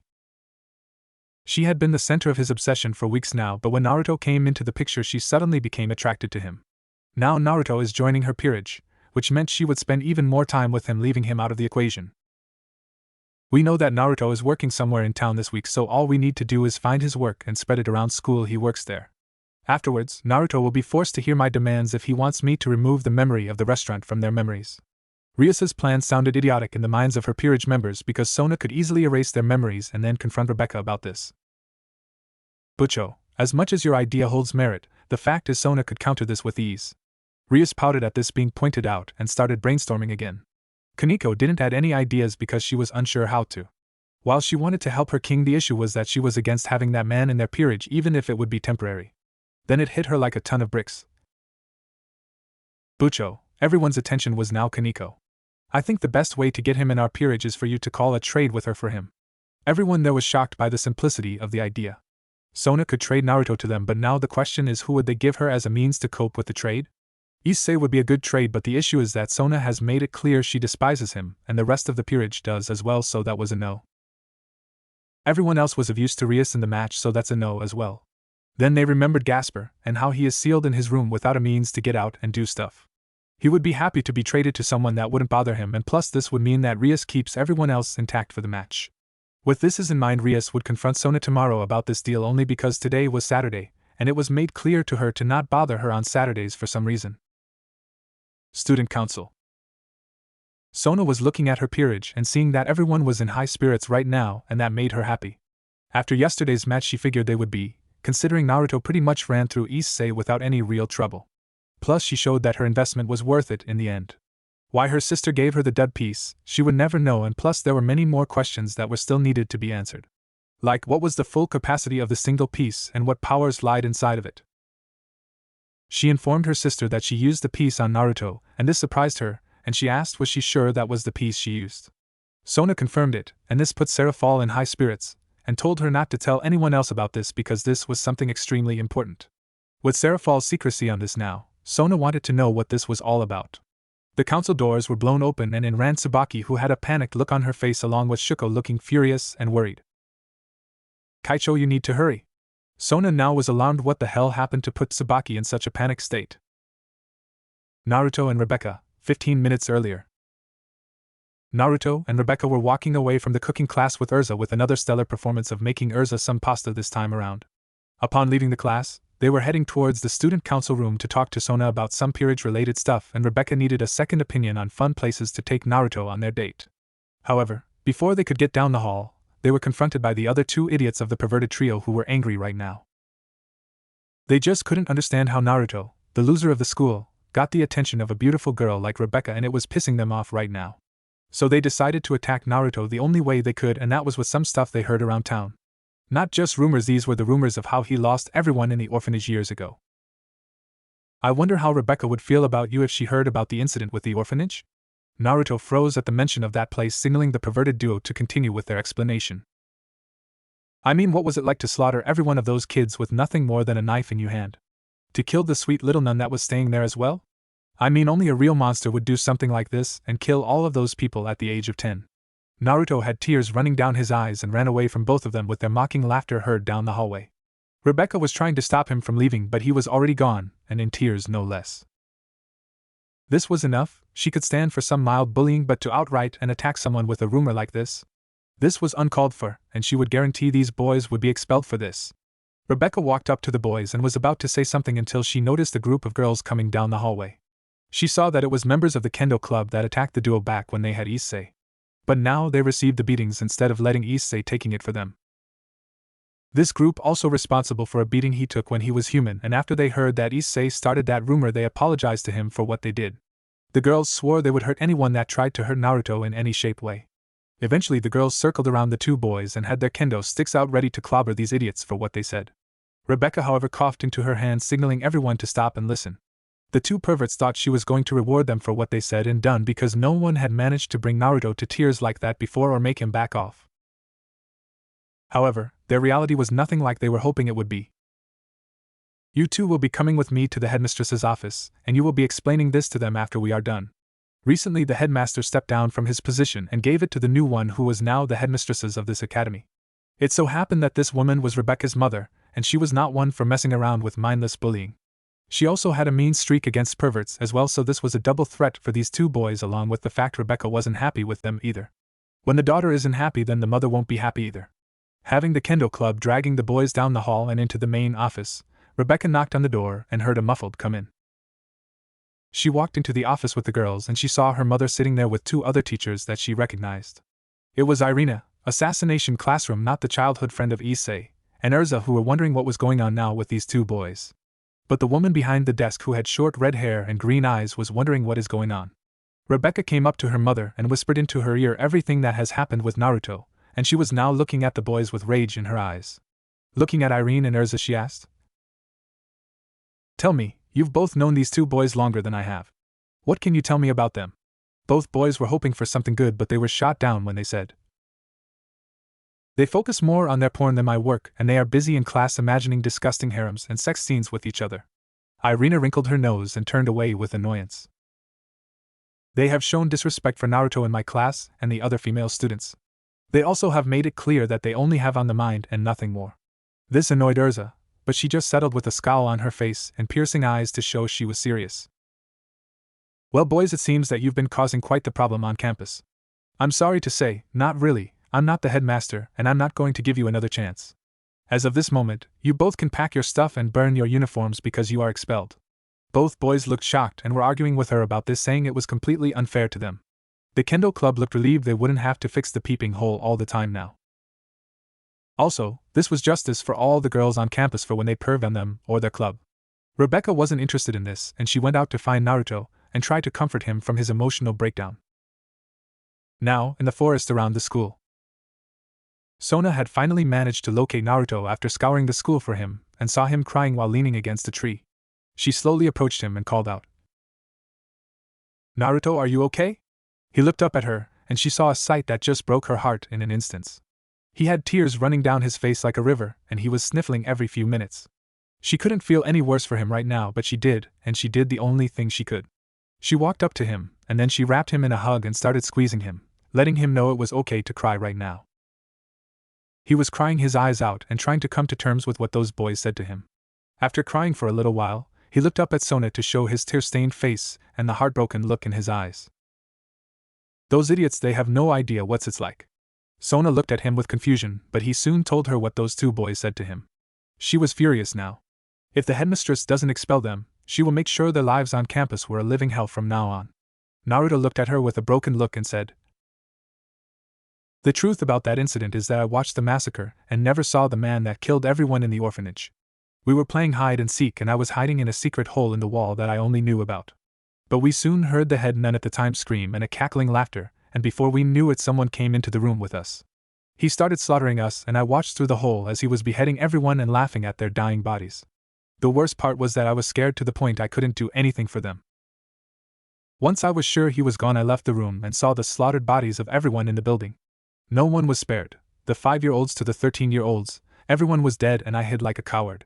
When I saw the nun and how she was raped and murdered right there in the church room, I broke down there and the cops found me there. They knew I didn't kill her with the DNA evidence from the nun, but some people believe that I somehow did it regardless what the evidence says. Sona looked at Naruto with sadness in her eyes and gives him another quick hug.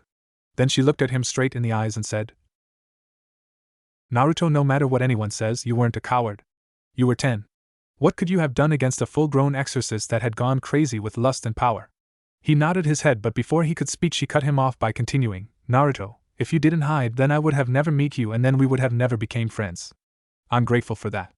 I understand you're heartbroken about them, but they would want you to live on for them and make more dash." She couldn't continue when Naruto hugged her tightly. "Thank you, Sona-chan." She felt her cheeks heat up from him calling him that. Finally, he was not being respectful to him, and now he was trying to be more affectionate to her. She rubbed his back and said, "Naruto, no matter what, I will always be here for you."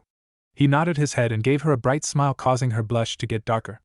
Naruto finally said, "Thanks for that, Sona-chan. I promise I will be there for when you need me too." Sona smiled at him and they stood up and walked back to the school building, their friendship growing even more than what it was before and now slowly blossoming into true love. End of the day. Naruto decided to head home today after an exhausting day of being cornered by Sona and the rest of the peerage about what happened. Word spread on campus that both boys that said those things to him were expelled and forbidden from ever stepping foot on campus again. Obviously, Issei was angry with this and tried to confront Naruto about this, but he was quickly sent away after Rebecca tore into him too. Getting close to home, Naruto was just about to say fuck it and teleport there, but he suddenly felt something behind him. He jumped out of the way of it, and saw that it was something that surprised him. There, standing, was the woman who put a holy spear through his gut about a month ago. He was ready to summon his sacred gear, but she held her hands up in a form of surrender. "I'm not here to fight, just talk." "Well then talk before I show you why you should have killed me already." She sighed and answered, "Look, what happened a month ago, that wasn't supposed to happen, okay? I was trying to deal with the perverted brat, and seeing you there in the forest I knew I couldn't leave witnesses. Plus I had seen you on campus and the way you were treated by everyone and I felt bad for you. So look, what I'm trying to say is that I'm sorry, and to show you, I have someone I want you to take care of for me." Moving her wings, she showed me a blonde teenage girl with a nun's cape on her head, and she had bright blue eyes. She was looking at me with confusion and fear. Her name is Asia Argento, and she is in need of protection. My group was planning on extracting her sacred gear from her without me finding out about it. But I discovered it a few weeks ago, so I decided to head off their plan before it began. I need you to take the girl to your king and try to protect her while I wait for Azazel to show up and deal with the traitors. I looked at her hesitance, but I nodded my head and the girl ran over to me and bowed her head. "Thank you for helping me." I nodded my head and sighed. Sona-chan was going to be pissed about this. But first I needed to take her somewhere she can stay safely. There is only one person that would do this for me, and I really hate to ask a favor from her, but I'm desperate at this point. "Come with me, Asia, we're going to go see my boss first." Butler Cafe. Naruto was bending over in a bowing position in front of his boss right now. Asia was standing next to her with a nervous look on her face, showing she wasn't as confident in the situation as he was now. The person they were bowing to was a silver-haired woman with a beautiful skin complexion, large, a firm yet slim body, and finally she had waist-length purple hair and brown eyes to go with her looks. This was Mia, and she is what Naruto would call the mother hen of the business, and she is also his boss. She has owned and operated this place with the greatest efficiency, and has high remarks from many who have come to dine at her restaurant. She even has many male fans that want her to become their wife, but she turned them all down at different points. Also, she was the scariest person in the place, with people that wanted to argue with her because she summoned some kind of demonic mask behind her, scaring everyone into submission. Mostly the male patrons that are bothering the women in the restaurant, or trying to cause trouble, but she isn't a weakling by any means. She is fierce with a kendo stick and can knock out anyone that crosses her with a single swing. Right now, he was prostrating himself to Mia in the hopes she would allow Asia to work here and maybe give her a place to stay. This was slim because even though he was her favorite employee, he knew that her attraction to his work ethic only extends so far. Please, boss, all I'm asking for is her to have a job here at the shop. She was looking at Naruto with a blank look on her face, and then looked over at the girl. Asia was nervous and couldn't look any more like a poor puppy you would feel bad for kicking. Mia looked at Naruto and finally she sighed. Fine, she can work here and take the apartment on the top floor. But she has to clean and help me open in the morning, and she has to attend a school of my choice. Asia looked radiant about this and Naruto looked relieved that he convinced his boss to do this. Of course, whatever you say, boss. She nodded her head and then turned to Asia. Well, come on, dear, we need to get you ready for when you start your shift tomorrow. Yes, Mia-sama. I will work really hard. Thank you, Naruto-san, for helping me with this as well. Naruto waved off her thanks, and she followed her downstairs to get started on her training. Naruto was happy he at least got her place for her to lay low, but now he was facing a critical issue. How to tell Sona in a way where she doesn't kill him for doing it, which is extremely hard to come up with in his mind. Finally, he figured he'd just tell her what happened and why it happened. So pulling out his cell phone he dialed her number and waited for her to pick up. Hello, Naruto-kun. Hey Sona-chan, do you got a minute? Sure, what is it? Naruto took a deep breath. Well, we might have a sensitive issue on our hands with the fallen in the city right now. Oh, and how so? Naruto could feel the rage on the other side of the phone. It made him shiver and he prayed to whoever in the underworld you prayed to that he would live through this. I might have ran into the fallen that put a spear through my gut and done a favor for her. The line went dead and a teleportation circle came to life in the middle of the room. Sona was now standing in front of him with a stern look on her face. Explain. Well, you see, she brought me this innocent nun that had been abandoned by the church and told me they were going to do something about removing her sacred gear, I think. So I took the girl with me here to see if my boss wouldn't mind shacking her up here for a little while. And you just now told me about this, why? Naruto sighed at her anger. He understood why she was angry with him, considering he did this behind her back recently doesn't help at all. Because I knew I didn't have a lot of time before the fallen come looking for her, and when they do, I want her to be somewhere she would be safe. She nodded her head slightly and then sighed at Naruto. Look, next time you plan to do something like this, let me know. This could have caused major problems with the other factions. He nodded his head and she gave him a hug and disappeared again in the teleportation circle. Naruto soon left the same way, never noticing that Mia was watching the whole thing with a small smile on her face. Just like his father, caring for others but oblivious to why someone is angry with him. Oh well, let's hope things work out soon. Next day, student council. Apparently Sona was telling them they had something to do today before he could go on his date with Rebecca tomorrow. Arriving at the office, he saw all the members there and Sona looking happy about something in general. Rias and her group soon showed up as well with Rebecca in tow, who all looked as serious as one could be in this situation.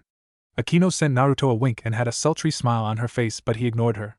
She was frowning, trying to think of some way to get his attention on him, but she was stopped in her train of thought when Rebecca announced. Today, for most of you new devils, you're going to be going to the familiar forest to finally get your own familiars. However, I must warn you not to wander off because this is a dangerous place if you don't know what is out there. Issei was looking at Rebecca with confusion and asked, What's a familiar? Everyone in the room looked at him like he was an idiot. Oh wait, he is an idiot, my bad. Familiars are partners that help you with the day-to-day things of the world. He was glaring at Naruto for his explanation, but before he could say anything, Rias summoned her bat to show him.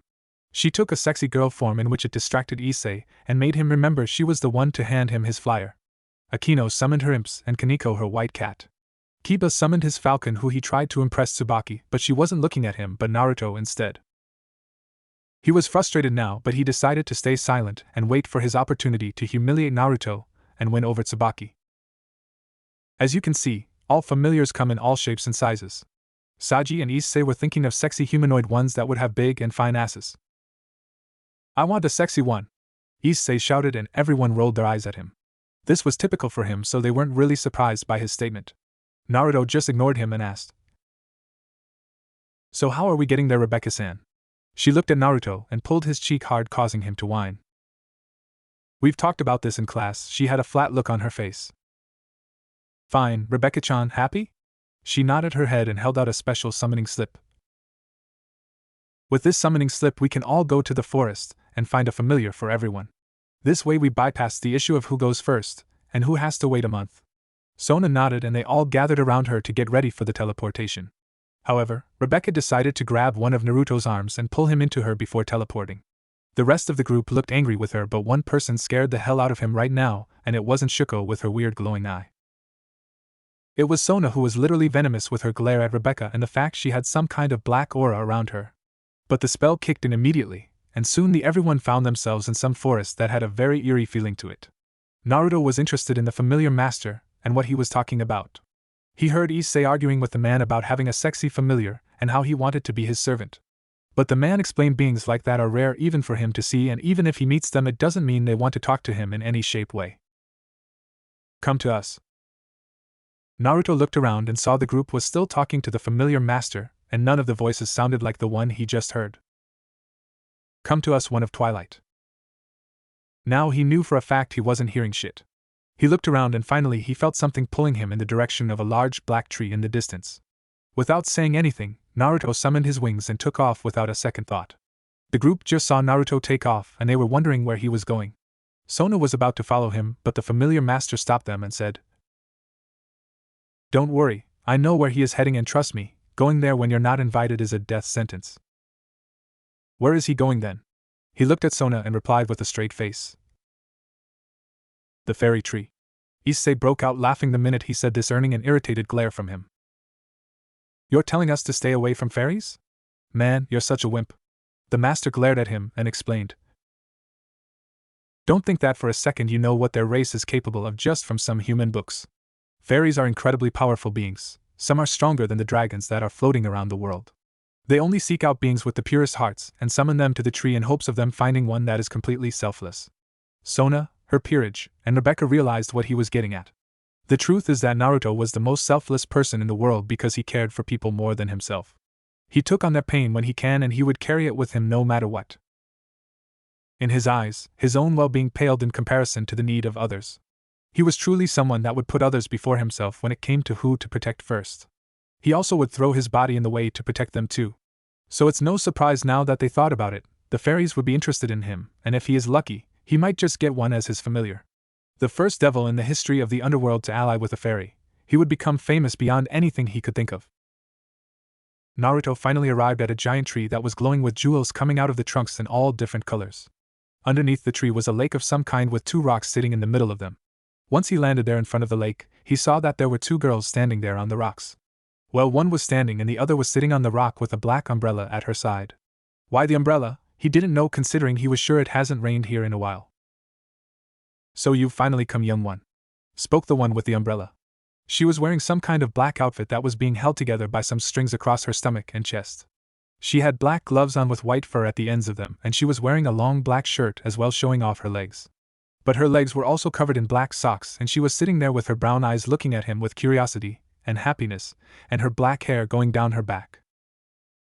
She looked like a teenager, but she was not big in the area, and Naruto didn't look there for long, otherwise she might bash him with the umbrella for it. The other girl was the opposite of her. She had long blonde hair with bright green eyes without a pupil in them, and she was wearing a large frilly pink dress with some blue ties going down the front of it. She looked more like a child walking around barefoot, and she had a pair of white, blue, and green wings on her back, while the black hair girl had more black and purple wings. The black hair girl finally giggled at him and said, "Is our beauty so great that you are rendered speechless?" "No, I mean yes, I mean sorry for staring." He bowed his head to them, and they both were laughing at his expression. Finally, the blonde one jumped off the rock and started walking on the water. When in front of him, she says, "It's fine, Kuroyuki, Excel World is only messing with you. Please, Mavis, fairy tale, like you're one to talk. You would mess with him more than I would." As much as I enjoy the mild bantering between the two of you, I would like to know why you both summoned me. Both girls looked at each other and nodded to each other, and Mavis asked, "Tell me, Naruto, with your power, what do you hope to accomplish with it?" Naruto raised an eyebrow at her because this was the second person to ask him this, and he answered like he always did. "To protect my friends and to make Sona proud of me no matter what." Both girls looked at him with interest and concentration until finally they smiled at him. "You are the one, please allow us to be your familiars." Both Mavis and Kuroyuki bowed to him, and he felt his jaw drop there. Back with the group. So this whole trip in a whole was a waste of time for Sona and Rias's peerages. Issei found the perfect partner in the form of green slime that dissolved clothes, but the girls quickly wiped it out after it undressed them. Rias and Rebecca summoned more clothes for the girls to cover themselves from the embarrassment they felt. They decided that no one was really getting a familiar until they saw Naruto returning with two girls at his side. One of them looked like a blonde-haired child and the other looked like a petite black-haired teenager. Sona looked at him, and he answered. Everyone, this is Mavis and Kuroyuki. These two are fairies and they want to become my familiar. Issei immediately perked up at the two girls, more the black-haired girl than the blonde though. He was about to say something, but Kuroyuki decided to put a metal slab over his mouth, that way she didn't have to listen to him nag anyone right now. Naruto warned them both about him, and the peerage he is from, and while Mavis was more childish of the two, they both agreed if they try anything, they would beat them to a pulp for it. The familiar master was shocked that this kid not only got a fairy familiar, but two of them. And from what he heard around the forest, these two were considered gods among their race with their amazing magic. So after signing the contract and making it official, the two girls told him to summon them when he needed them to do something. They flew back to the tree they lived in while the two peerages teleported away. Arriving at the council room, Naruto wished all of them a good day and headed back to his place. Upon arriving there, he got out his best outfit of a white button-up shirt, a pair of black dress slacks, and a pair of blue sneakers. Clothes he had gotten from his king a few weeks ago after joining the peerage, and one of the days he was out training with Medaka. That reminded him that he would start up his training with her again starting tomorrow, but they would be doing other stuff other than the special training grounds this time around. He checked himself out in the mirror and saw he looked good, so he took off and headed downtown to the amusement park that was in town for this week. Today was one of the last days it would be here, so the lines were going to be packed for everyone trying to get the good prizes. He was checking his watch when he heard. Sorry, did I keep you waiting long? Looking over to the side, he blushed up a major storm from the sight of her. Rebecca was wearing a blue top that was strained by her, a white skirt that stopped at about her mid-thighs, and she was wearing a pair of black high-heel shoes. She was beautiful to look at, and she seemed to forego the idea of makeup because she was hot without it. He totally agreed with that assessment, to be honest. Rebecca was trying her best to impress Naruto because while Rias had bad feelings to him, she was the opposite.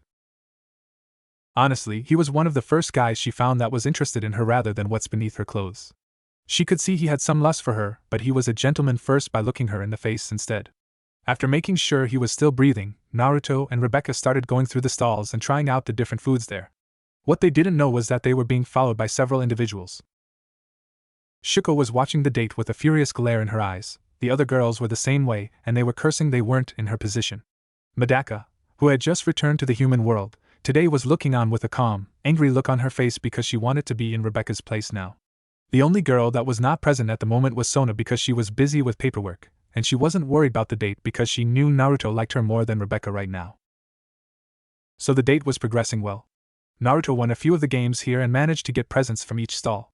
One stall that was a stacked cup game, he got her a stuffed fox. Another stall with throwing balls into a bucket, in which he won another stuffed animal for her in the form of a cat this time. Honestly, after winning at 5 of the stalls, they started barring him from all of the games in order to save their prizes. Naruto managed to hide the toys in a pocket dimension that he could summon while she was carrying the stuffed fox around with her. Naruto and Rebecca were ending this date at the amusement park with them sharing a drink together that was filled up too much, and they were sharing it between each other. Naruto was handing her the drink when he was suddenly hit from behind by Issei. He had followed them to the amusement park and decided to try and ruin their date. He was angry his two best friends were gone from school and now the peeping hole was permanently sealed shut to where he couldn't look through it at all. Honestly, he missed his buds and they told him that it was Naruto's fault, so he decided to ruin his date for them. But what he didn't see in his moment of triumph was that the drink spilled all over Rebecca, ruining her new shirt and skirt, and making her feel really sticky. Her temper finally snapped, and she was glowing with absolute rage right now. Issei was unaware of it, but Naruto saw this and took a few steps back away from her.